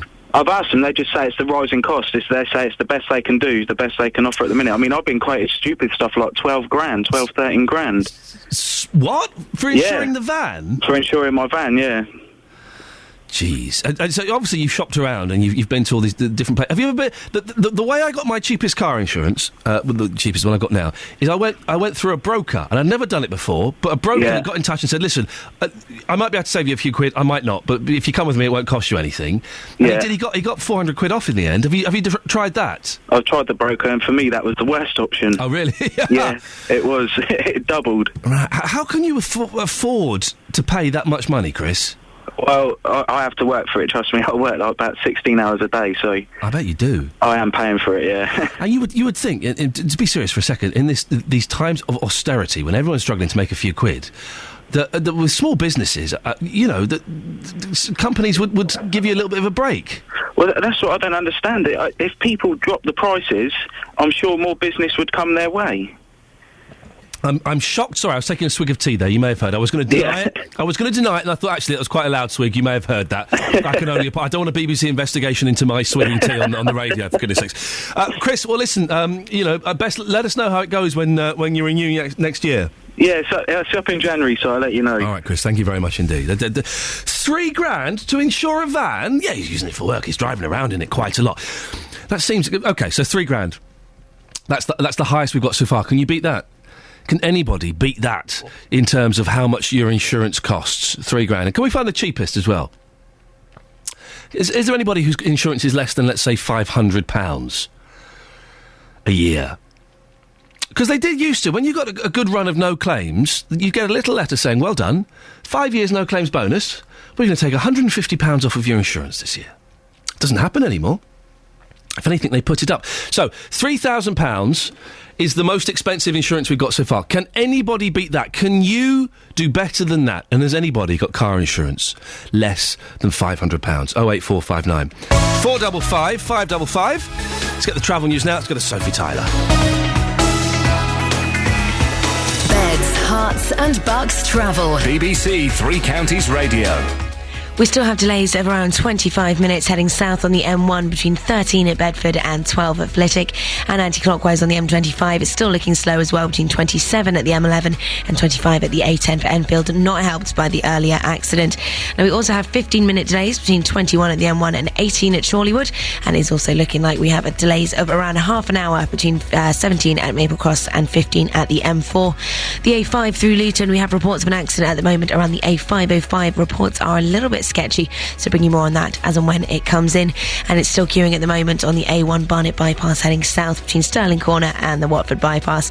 Everything else not looking too bad. Usual delays out there for this time in the morning, but nothing that's going to be holding you up for too long. If you spot anything, do be sure to let us know. Sophie Tyler, BBC Three Counties Radio. Thank you very much, Sophie. Good morning, it's 8:15. It's Monday the 23rd of October. These are your headlines this morning on BBC Three Counties Radio. The Jimmy Savile Stoke Mandeville Hospital Trust is being shut down as the police investigate allegations of abuse made against the late DJ. 4 people have begun legal action against the publishers of the Daily Mirror, alleging that their phones were hacked. In sport, in the Champions League this evening, the holders Chelsea are away to Shakhtar Donetsk, with manager Roberto Di Matteo expected to recall captain John Terry after suspension. Weather coming up shortly with Jim Bacon, and also on the show, Milton Keynes Council have agreed to make changes to a crossing after a teenage girl was seriously injured when she was hit by a car on the way to school. We'll hear more before 8:30. BBC Three Counties Radio.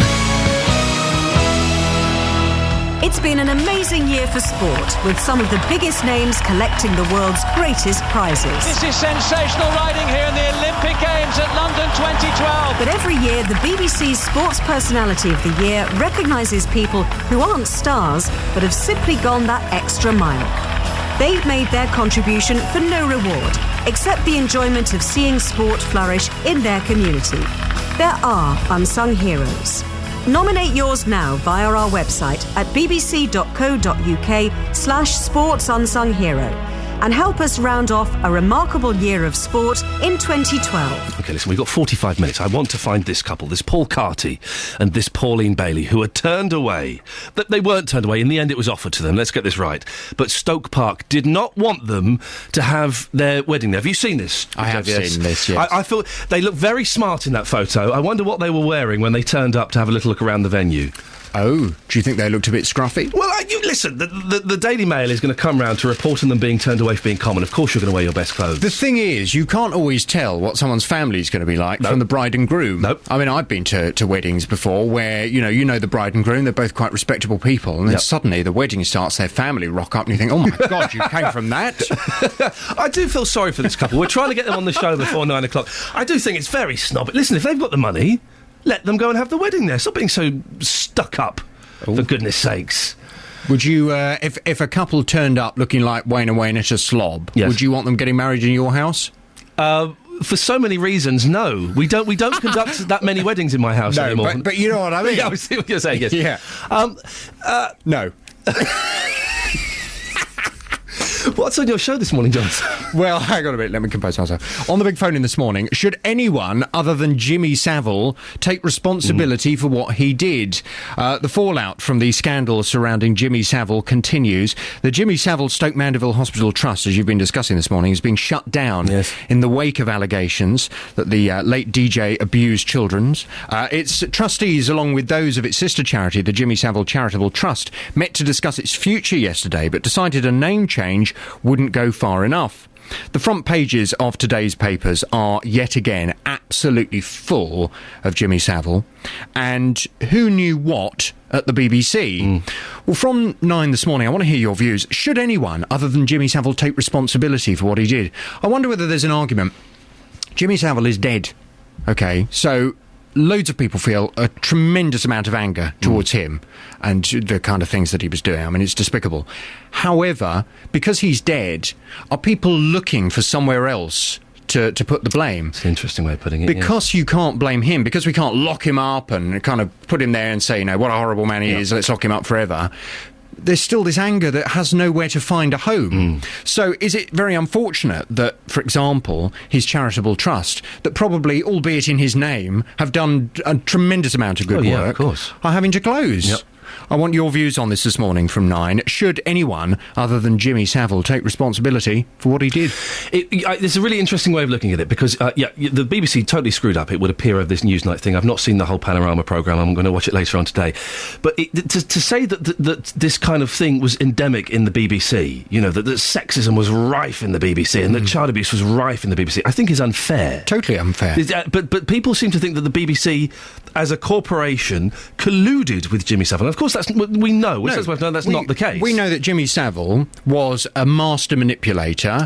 We know that he clearly had a tremendous amount of power over those around him. People were frightened of him. People were terrified of reporting him. So if you look at that, can you blame the BBC and say, well, the BBC is just as bad as him? I mean, for goodness sake, this man, Jimmy Savile, has done what he's done. He's the one that needs the blame. Is it necessarily the BBC? I want your views. Is it necessarily Stoke Mandeville Hospital? Is it the charitable trust? Well, this is the thing, isn't it? Is the BBC's getting all the flack now. In a month's time, it will be Stoke Mandeville, get it on the front page, and then a month after, it's going to go, you know, all these different places, Broadmoor, are all going to get investigated, and the BBC's getting it at the moment. It's fascinating. From 9, we'll discuss it, and I know you were saying earlier, you've been following this story with great interest, so I know you'll be there. No, I have been. I have been asking, do people think that the BBC is disappearing up its own backside, though? Because we are a BBC show, talking about a BBC show that was investigating a BBC show that was investigating a BBC personality. And I did hear on 5 Live a lot of people texting in saying, get over it, you know, this is the BBC is disappearing into its own navel with its I guess there's the chance that the BBC might end up kind of pointing the finger of blame at itself and being too apologetic. Yes. And actually, what did the BBC do? We don't need to wear a hair shirt all the time, I don't think. Well, no. I mean, Jimmy Savile's the one to blame, and he's dead. So, you know, can't blame anyone else apart from Jimmy Savile, can you?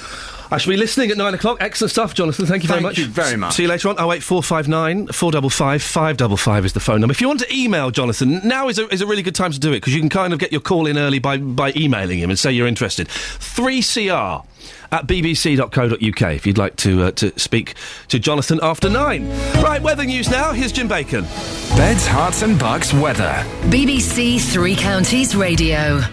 Thank you very much. Well, it does look like a misty, foggy start to the day for many of us, although I think for the south of three counties, perhaps it's mistiness rather than a dense fog, but Bedfordshire and northern parts of Buckinghamshire could still have those poorer visibilities. Spot or two of drizzle here and there, and I'm afraid a bit of a dull, dampish start to the day all round. I think what will happen is gradually this misty, foggy low cloud will lift slowly, so eventually it will try and brighten up a little bit. I don't think we can expect too much sunshine today, but if the cloud does get thin enough, you could feel a bit of warmth coming through it. Temperatures up to about 16 Celsius for a cloudy day. If the sun does break through, it could do a lot better than that, but I think that will be the exception rather than the rule. Light northeasterly breeze, and tonight rather cloudy with again some mist or fog, particularly over the hills, and the occasional spot or two of drizzly weather. Minimum temperature about 11 or 12 Celsius, and again the light winds. Similar story for Wednesday. Slight improvement to the visibilities for Wednesday night, and then on Thursday, as a front comes closer to us, we could get a showery spot or two of rain, but not amounting to much. And by Friday, that's cleared away all of this warm, humid, misty air, and we've got much colder, brighter weather. The sun will come out again, but it will be colder air, so daytime temperatures, despite the sunshine, will be lower, and the nighttime temperatures, I'm afraid to say, may just be low enough for us to start talking about a touch of ground frost. And there's your weather. Thank you very much, Jim. Now, several weeks ago and earlier on in this show, we told you that a teenage girl was seriously injured when she was hit by a car on the way to school in Milton Keynes. Olivia Bowers, who's 13, suffered serious injuries after being knocked down when she crossed Marlborough Street. She's on the mend. We spoke to her mum earlier on in the show, and she's on the mend, so that's good news. Well, the council has now agreed to make changes to the crossing. Ros Dean has been calling for the crossing to be improved. Morning, Ros. Good morning. So what are your concerns about this particular crossing?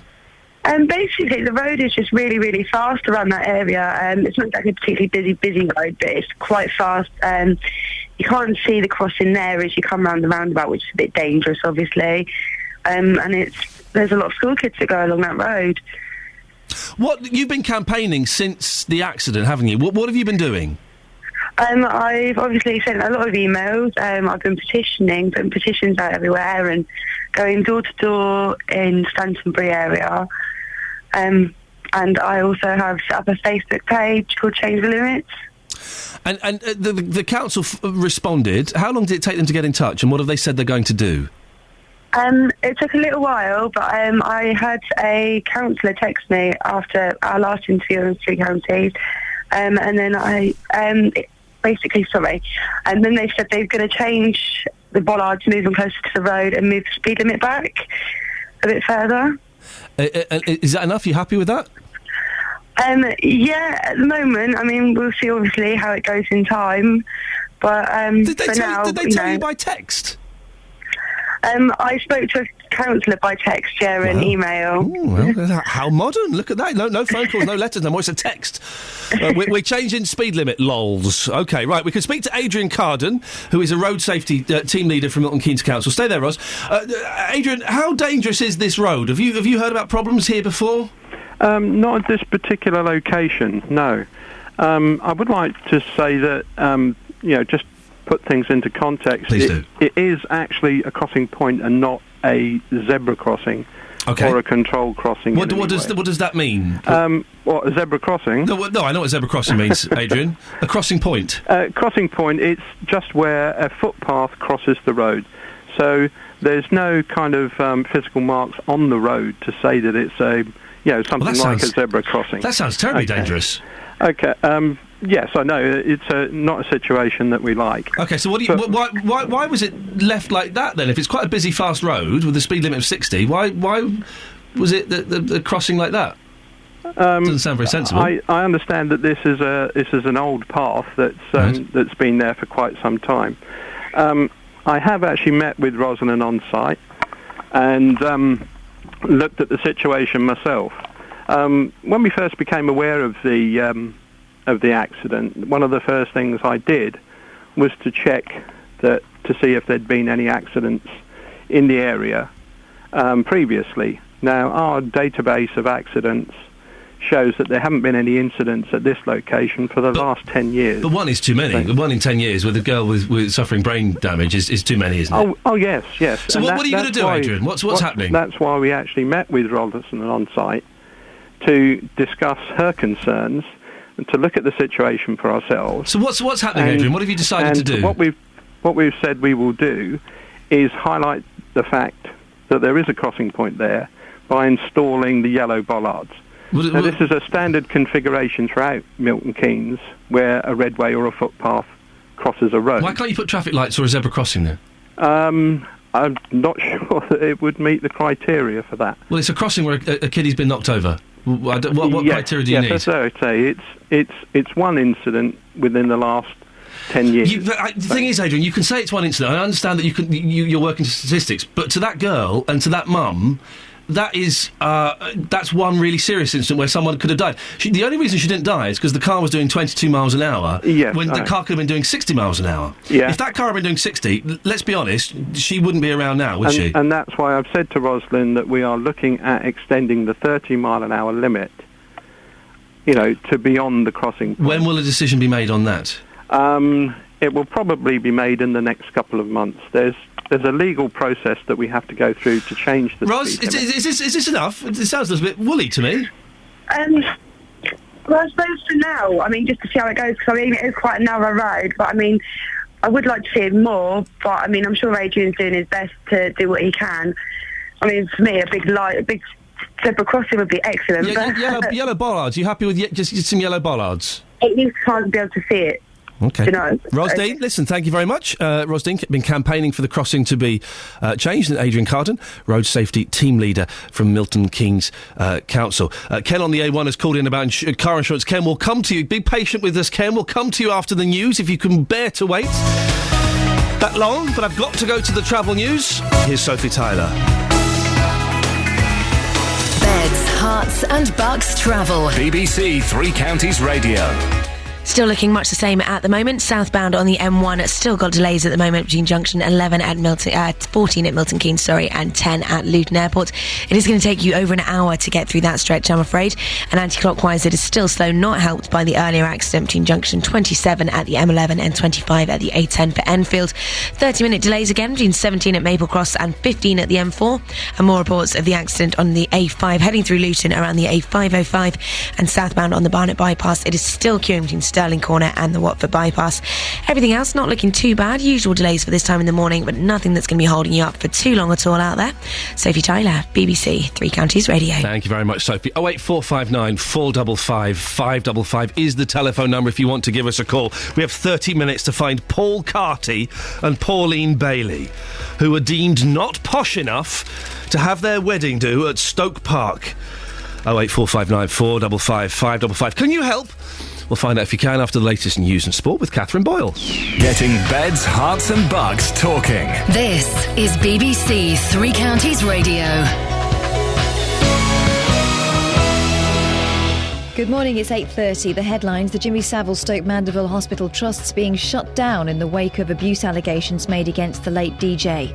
The BBC's Director General, George Entwistle, will be questioned by MPs later about how the corporation handled the Jimmy Savile sex abuse scandal. And 4 people have begun legal action against the publishers of the Daily Mirror, alleging that their phones were hacked. Beds, Herts and Bucks Sport. BBC Three Counties Radio. Watford go to Cardiff in the Championship tonight. Hornets boss Gianfranco Zola hopes to avoid a backlash from Malky Mackay's team following their weekend defeat by Nottingham Forest. I'm sure that they will want to come back strong from that defeat, and so therefore we will need to perform at our best. And Watford defender Carl Dickinson's joined Portsmouth on a month's loan. MK Dons visit Crawley in League One. Dons boss Carl Robinson hopes to have better news of injured midfielder Stephen Gleeson. We're not too sure yet. Again, the swelling still may play some sort of impact in it. And he's going to hospital today, and we'll probably know exactly where we're at. Also in League One, Stevenage host Portsmouth. Borough boss Gary Smith says both teams suffered a summer upheaval in their playing staff. Well, I think you've not got a dissimilar position on the field to us. That group that came together at the start of the season probably included 15, 18 new bodies. There was a big turnover of faces. Wycombe have striker Joe Cafor suspended for tonight's League 2 match at home to Barnet. Wanderers caretaker boss Gareth Ainsworth is pleased to be back at Adams Park, though, after 3 successive away games. It feels like we've done a lot of miles away from Adams Park. It'd be nice to get back home, get on our own pitch and back up what we did against Torquay last time out there. The Manchester United manager Sir Alex Ferguson will rest defenders Rio Ferdinand and Patrice Evra for the Champions League match at home to Braga this evening as he looks ahead to this weekend's Premier League game against Chelsea. Chelsea themselves are away to Shakhtar Donetsk, while Celtic face Barcelona at the Nou Camp.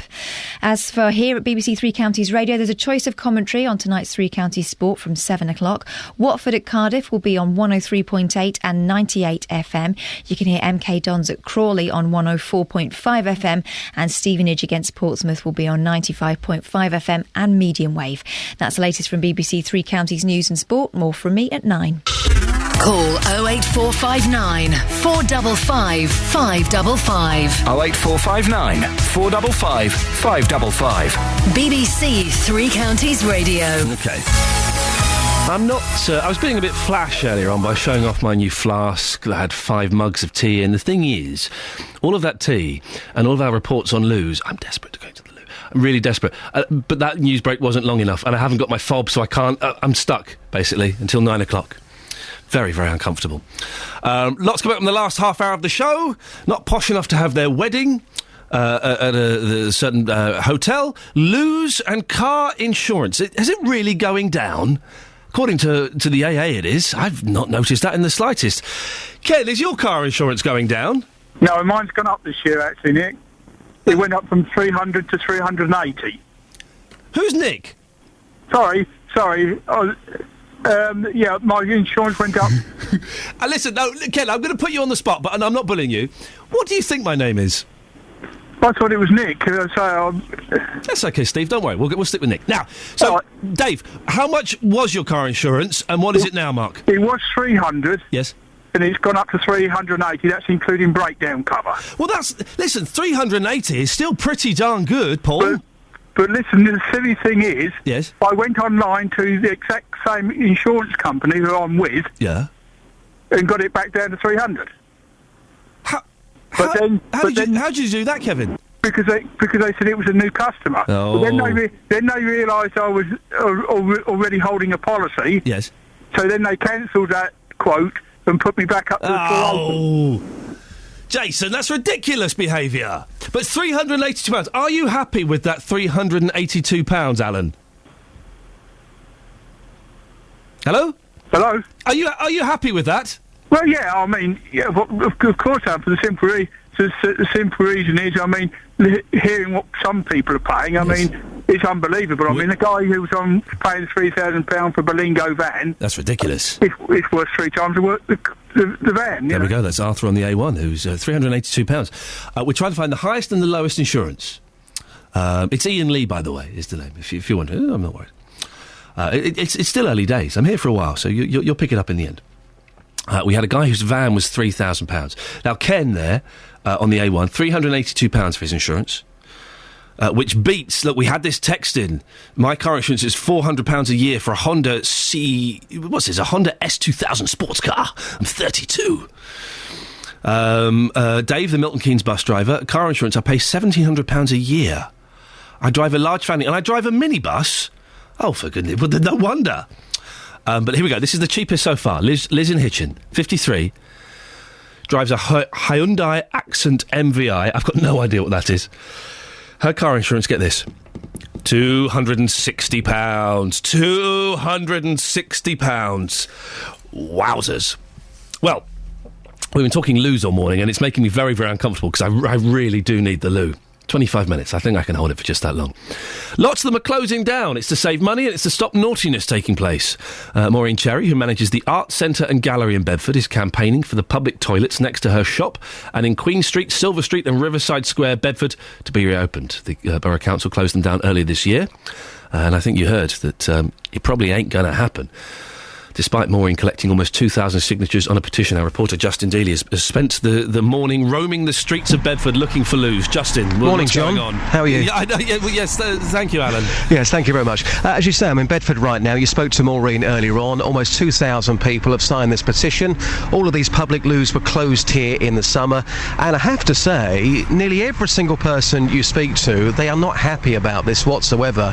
I popped into the St Paul's Square toilets around 10 minutes ago. When I spoke to you at about 7:45 this morning, I've made the short walk from the Arts Centre to St Paul's, about 4 minutes or so, and they were closed. I can tell you they are now open, rather smelly but rather clean inside.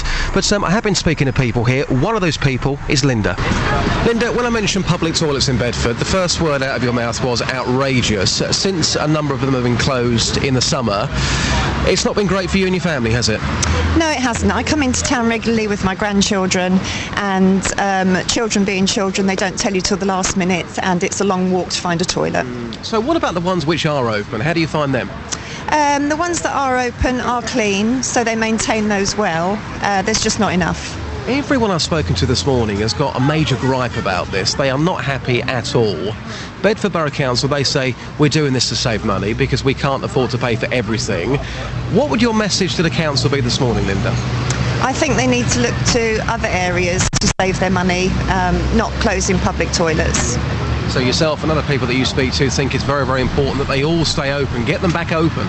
Absolutely. Definitely. So the words there of Linda, and it's very, very hardy in trying to say to somebody who's desperate for the toilet, who's trying to find a public toilet, sorry, you can't have them there because we're trying to save money. So you've heard some of the passion this morning. I know some people may be thinking, well, on the surface, you're only talking about public toilets, but people here in Bedford, I can tell you right now, they are not happy whatsoever. Justin, it's the thin edge of the wedge. We are all going to hell in a handcart. It's political correctness gone mad, for goodness sakes. Crazy. Justin, stay there, because I want to speak to a guest, and I want to come back and I want to get your being locked in a toilet story. Richard Driscoll is the CEO of Crohn's and Colitis UK. Good morning, Richard.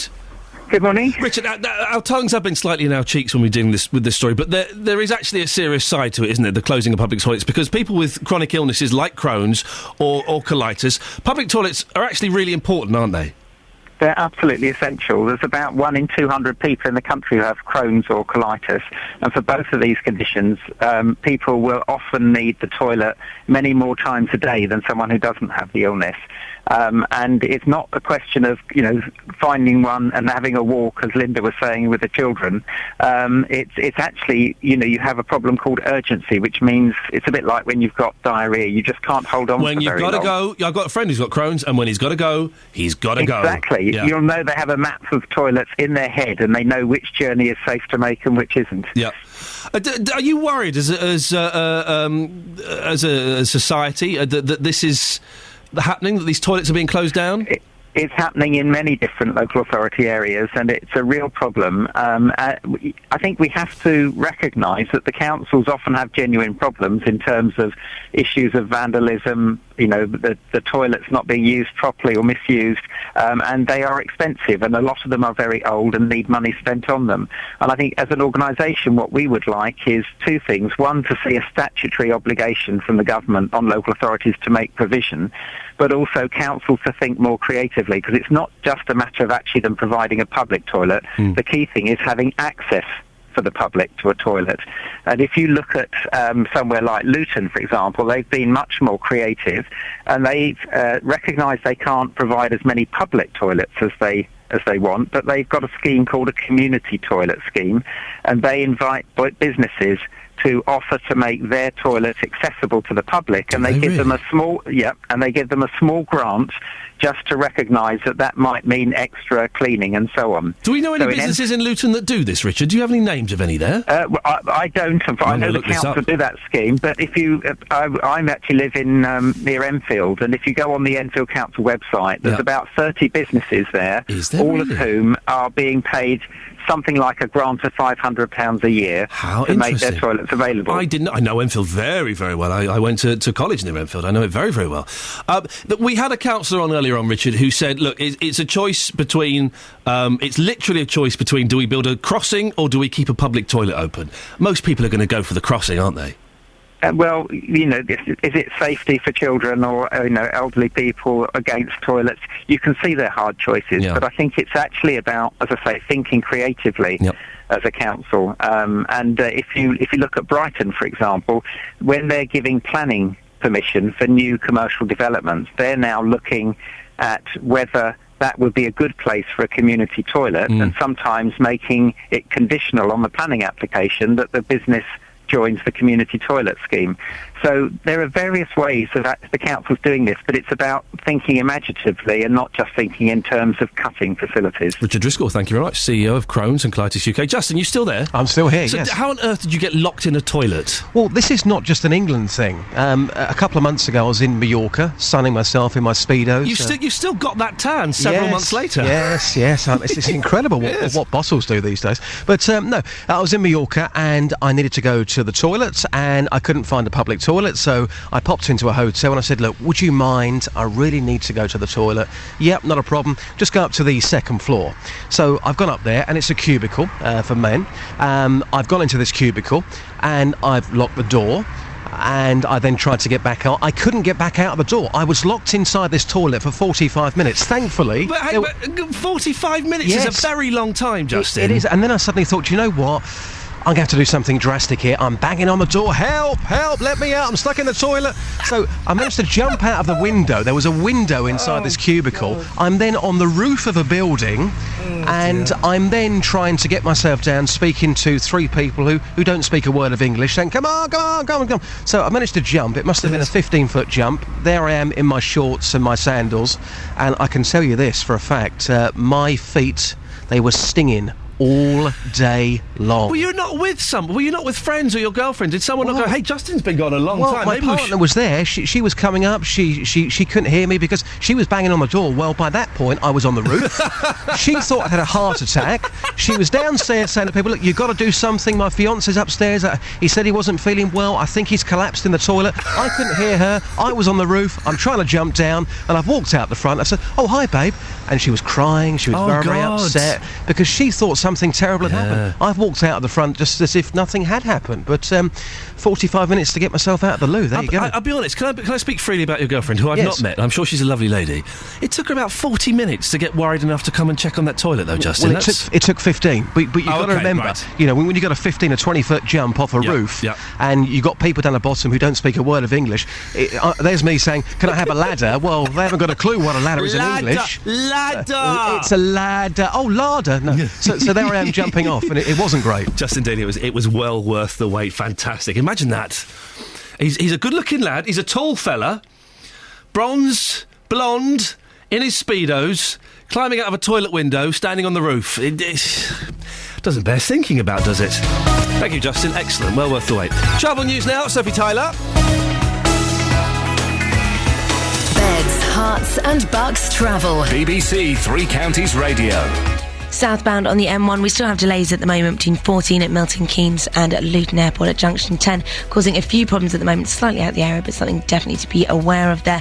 And anti-clockwise on the M25, it's still slow between 27 at the M11 and 25 at the A10 for Enfield. Now, this is not helped by the earlier multi-vehicle accident around Junction 25. And we also have 30-minute delays between 17 at Maple Cross and 15 at the M4 again, and around Luton, on the A5. We still have reports coming in of an accident around the A505. Now, if you know anything else about this, please do be sure to get in touch. Looks like reports are still a little bit sketchy. And southbound on the Barnet bypass, still slow as well between the Stirling Corner and Watford bypass. Everything else still looking a little bit tricky for this time in the morning, but nothing that's going to be holding you up for too long at all. Trains are looking good on the local live departure boards. Sophie Tyler, BBC Three Counties Radio. Thank you very much, Sophie. 8:45, it's Tuesday, the 23rd of October. These are your headlines this morning on BBC Three Counties Radio. The Jimmy Savile Stoke Mandeville Hospital Trust is being shut down in the wake of allegations that the late DJ abused children. 4 people have begun legal action against the publishers of the Daily Mirror, alleging that their phones were hacked. And in the Champions League tonight, the holders Chelsea are away to Shakhtar Donetsk, with manager Roberto Di Matteo expected to recall captain John Terry after suspension. The weather today in Beds, Hearts and Bucks. Bucks. Mist and fog will clear slowly to give us cloudy day with brighter spells in the afternoon. Top temperature is 16 degrees. Coming up tonight is the premiere of the new James Bond movie. The car he drives was restored in Newport Pagnell. Oh yes, find out more before 9. BBC Three Counties Radio. Every weekday afternoon from 3, Roberto Perrone. So the grey ones aren't native to the UK? Absolutely not. But the black ones are much smaller, though. Black squirrel is a grey squirrel with black fur, that's all. Roberto Perrone. So now I'm really concerned. So the red one is OK, but you've got brunette and black ones, which are just like the red ones, apparently. In some cases, they are red squirrels. I'm really confused about squirrels. If I catch any on Saturday when I'm line hunting, I do need to know where to take them to. I'm not sure Grey Friars Police Station will take them. Mayor Dave, I can give him a call, get him to meet me. Maybe take one or two off me. Roberto Perrone. Weekdays from 3 on BBC Three Counties Radio. Car insurance. Ryan has emailed him. I lived in Gerrards Cross. I love Gerrards Cross. My mum lives there. It's a cracking place. I lived in Gerrards Cross for 2 years, where my car insurance was about £240 per year. I moved to Luton the beginning of this year. It went up to £600 with the same insurance company. Ryan, that's a big old leap, isn't it? That's a huge... My car insurance has been, at some point in my life, £1,600. Down to £1,040. Partly because I had points on my licence. They've gone now. But mainly it's because of my job. They do think, because I am in show business, that I am going to be driving around Burt Reynolds and Paul McCartney. And if you have a car crash with Burt Reynolds in your car, he's very litigious. Very litigious indeed.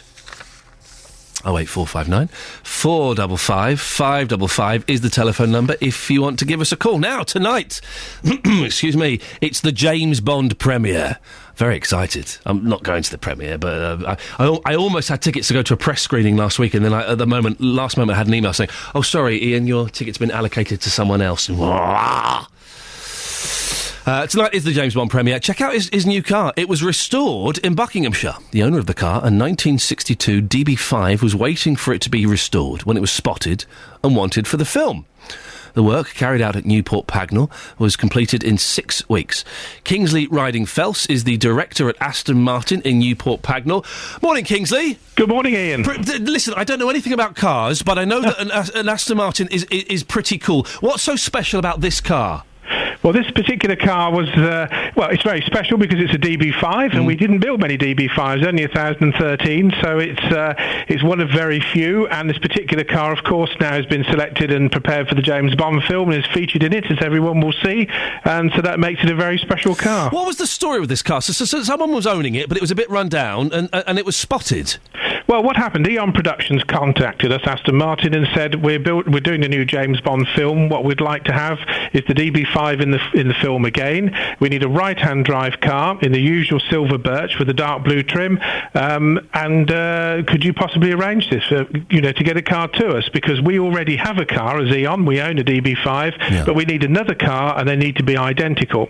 So we had a 6-week opportunity in which to find a car. They don't ask so much, do they, Kingsley? These film types, blimey. No. So having got the call, we then sort of said, well, we have a number of cars waiting to come here at Newport Pagnell for restoration. And we looked through the list and sort of said, well, there's a DB5 here. Spoke to the customer and said, sir, would you like your car to be prepared for the film?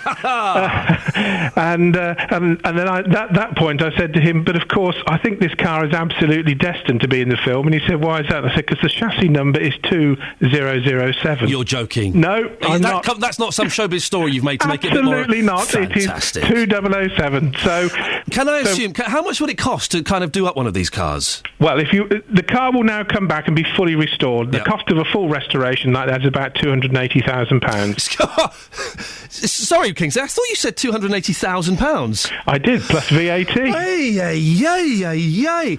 Will the film company be picking up that tab, or is it this private customer that will be paying for that? No, the customer wanted the car restored, and he wanted it because the car was green with a beige trim, and he said, but now he wants it done just as it was in the film. Well, so we will fully restore the car. It'll be like brand new, but it'll be in silver birch with a dark colour trim. Wonderful. Can I ask? We're talking about car insurance this morning, and how much would it cost to insure a car like that? Well, it's quite interesting because it depends whether it's a corporate or a personal insurance, but of course a lot of these classic cars and heritage cars are on limited mileage insurance, so in fact it brings insurance costs right down. Right. Because you actually say to somebody, well, actually I'm only going to use it a couple of thousand miles a year to go to events and everything else, so really, and you're not going to be driving around in the winter when the salt's about, so perhaps you're only going to be on the road 8 months a year. Right. So insurance actually doesn't seem too bad. Have you seen the film yet, Kingsley, the new Bond film? No, I'm going tonight. Oh, are you going to the premiere? Hopefully. You're waiting for the postman to deliver those tickets today, is that it? Well, if not, it'll be tomorrow. At the local Odeon. Fantastic. And do you know how prominent the car's going to be in the film? Have they told you? I think it is quite prominent, Brilliant. yes. It's certainly on display tonight, which is our main thing, to get the car down there, put it on display, and outside the Albert Hall, ready for when everyone arrives. What a cracking story. So it'll be lovely. And just a wonderful bit of Newport Pagnell in London. Kingsley, I hope you get in there tonight, and if you do, enjoy it. Thank you very much indeed, Ian. There we go. Kingsley Riding-Fels is the director at Aston Martin. £280,000 to get that car restored. Hello? I'll buy a house, please. I'll buy a house. That's amazing. No, I was thinking, why aren't we mentioning the owner's name in this story? Someone's missed out. Obviously, he does not want people to know that he has that much money to throw around on cars. I felt bad buying a very expensive guitar this week. Very expensive. I'm not telling you. I told my wife. She was furious. How much did it cost? Well, the thing is, it won't go down in value. How much did it cost? It's 46 years old. I've never seen one. How much did it... I told her. And I said, but I could sell it for a little bit more immediately. She goes, well, why don't you do that then? But yes, £280,000. I'm in shock there. 08459 455 555. Peter! Good morning, Peter. Good morning, Ian. Peter, car insurance. Can you believe that? 280 grand to get your car tuned up a bit. I didn't actually hear all of what you were saying. What was he? What kind of car was it? It's a 1962 Aston Martin DB5. It's going to be in the new Bond film. Some guy owns it. And I said, how much does it cost to get it done up? £280,000. Wait, Ian, because it was plus VAT. Yeah. There's another nearly 60 grand on top of that. You would nearly $250,000. You would say, look, what can you do for cash? Yeah, you would cash. be. I don't condone it, but yes, you could, what can you do? What's your best deal for cash? Peter, how much are you paying for car insurance? Well, my wife has got a little Honda Jazz, a 1.4. Yep. It's 10 years old, and I've just insured it a month ago for £201. Oh. Which I think is fantastic. But, Ian, it gets one step better than that because through a cashback site, and I don't know if you heard of these cashback sites? Yeah, I'm aware of these, yeah. Okay. Don't sound surprised. Listen, I'm a man of the world, Peter. I've got the internet. I look around. I'm always looking for a good deal. Okay, well, you probably know they're not always guaranteed. Yeah. But there's another 50 quid to come off it. So fully comprehensive, £150 a year, all being well that you get the cash back. Right, stay there, Peter, stay there. Jane, let's see if we can beat that. Jane in Aylesbury. Hello. Good morning, Jane. Can you beat Peter? 147. Oh, yeah. No, pipped at the post. Pipped literally at the post. Jane, what car have you got? I've got a 1996 Nissan. Yeah. Oh, yeah. And I've got 9 years, no claims bonus. And just give us that figure again one more time, Jane. 147. Peter? Is it fully comp though? Yes, it is. Oh, okay. Yeah, Stop trying to ruin Jane's moment of glory, Peter. You had it for 30 seconds, and Jane has come in and trounced you at the last minute by about £3. Peter, thank you very much, Jane. That's fantastic, isn't it? What a bargain. Jane, can I ask roughly? I don't want specifics. It's not. Well, what age bracket would you be in? Over 50. There we go. So, Jane, thank you. Delicately answered. Thank you very much for that. There you go. Poor old Peter. He thought he had it. He thought he was in the lead, and then literally at the last minute, it came in. The Jane with £147 insurance. Oh, God, imagine that. Just think, at one point in my life, I was paying that a month for my car insurance. How outrageous is that? I've been asking on Twitter and throughout the show. Man, I'm so desperate for I hate to say this, but tomorrow we're going to do an artsy show. There'll be nothing below the waist tomorrow. It's been a little bit lavatorial. I do need the loo. After bringing you my flask and talking about toilets. I've been asking on Facebook, is the BBC in danger of disappearing up its own backside? Because we are a BBC show that all morning has been speaking about a BBC show that was investigating a BBC show that was sort of investigating a BBC personality. And I'm just worried. And of course the BBC has to be open and transparent and has to say, look, we may have made mistakes here, we're going to investigate. Of course it does. but it's on a lot of different BBC radio stations. And I've been asking, are you interested in this story, or is the BBC kind of self-perpetuating it? Duff Batty on Twitter has an interesting point. Yes, I'm interested. No one else broke the Savile story. The papers, radio, TV. Why is it all Newsnight's fault suddenly? And it's true. We have heard on this show from newspaper editors that they had the Savile story. They knew about it. They didn't have enough evidence to go ahead with it. And part of me does think, well, instead of spending all this money phone hacking, football managers or whatever it was, celebrities for tittle-tattle, why weren't you using that power to investigate something important? Like, was Jimmy Savile a paedophile? It's fascinating. I'm looking forward to watching this Panorama show. I watched the first 15 minutes this morning. I'm looking forward to watching it a bit more now. David is on the M1. Good morning, David. Hello, good morning. Is that Iain? Yes, it is. What's your take on the public toilets we're talking about? Well, I was just going to say first, I was listening to one of your callers calling out here. Yes. And it was the gentleman that got your name incorrect. Yes, Ken, I think his name was. Yes, I wanted to say that I thought that was quite disrespectful, the way you handled that, to be honest. I mean, you... David, grow up. David, grow up. Don't be so silly. He has a sense of humour, and he took it in the spirit it was intended. Don't stop being such I don't think he did. I think it was slightly bullying of you to keep calling him by a different name and embarrass him. I just thought, I wanted to get that across, because I thought it was quite immature. David, you've got it across. It was a joke. He's got a sense of humour. Most of my listeners have got a sense of humour, apart from you. So, do you know what? You're not listening. Bullying. Don't be so stupid. David's banned from listening. I don't want him listening to the show anymore. Don't be so stupid. Bullying. Ken had a sense of humour, David. He took it in the sport it was intended. Shame on you for not doing the same thing. Listen, if you're going to listen to this show, I have to warn you now, you need to have a sense of humour. I don't want anybody like that listening to this show. I have the power to ban you from listening to the show, dear listener, if we're not getting along. So don't come on and throw the B word around at me, for goodness sakes. Be very, very careful when you do that, you silly sausage. I've been doing this job long enough to know what bullying is. Right, I've got a text on the car insurance. We've done those ones. I'm not sure where the other ones are. I can't quite see them, so we'll leave them at that, shall we? Yes, there we go. Listen, thank you very much for listening.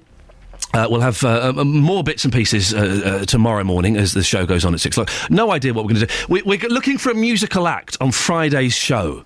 We're looking for a musical act. We like to end the show on a Friday with a little bit of music. So far we've had a ukulele group. We've had a harp. We've had a classical guitar and electric guitar. We're looking for a little musical act to come on this Friday. Do you think you could do that? If you do something a little bit different, unusual, could you send us an email? 3cr@bbc.co.uk. And if it's something a little bit special, then we'll try and get you on Friday if we can, or in one of the coming weeks. Right, travel news now. Here's Sophie Tyler. Beds, Herts and Bucks travel. BBC Three Counties Radio. Southbound on the M1, we still have delays at the moment between junction 14 at Milton Keynes and 10 at Luton Airport, causing problems there. Delays of nearly an hour, I'm afraid. And it's also looking fairly slow anti-clockwise still on the M25 between 27 at the M11 and 25 at the A10 for Enfield, not helped by the earlier multi-vehicle accident at junction 25. And anti-clockwise on the M25 again, it's still looking fairly slow with 30-minute delays between 17 at Maple Cross and 15 at the M4. And we still have reports of an accident at the moment on the A5 heading through Luton at the A505. Everything else not looking too bad right now. Trains appear to be running to time on the local live departure boards. Sophie Tyler, BBC Three Counties Radio. Sophie, thank you very much. That's it. The end of another show. Back tomorrow at 6 with more nonsense. Do tune in if you've got a sense of humour. That's the only requirement. Stick around after 9. Jonathan Vernon Smith. Ta-ta.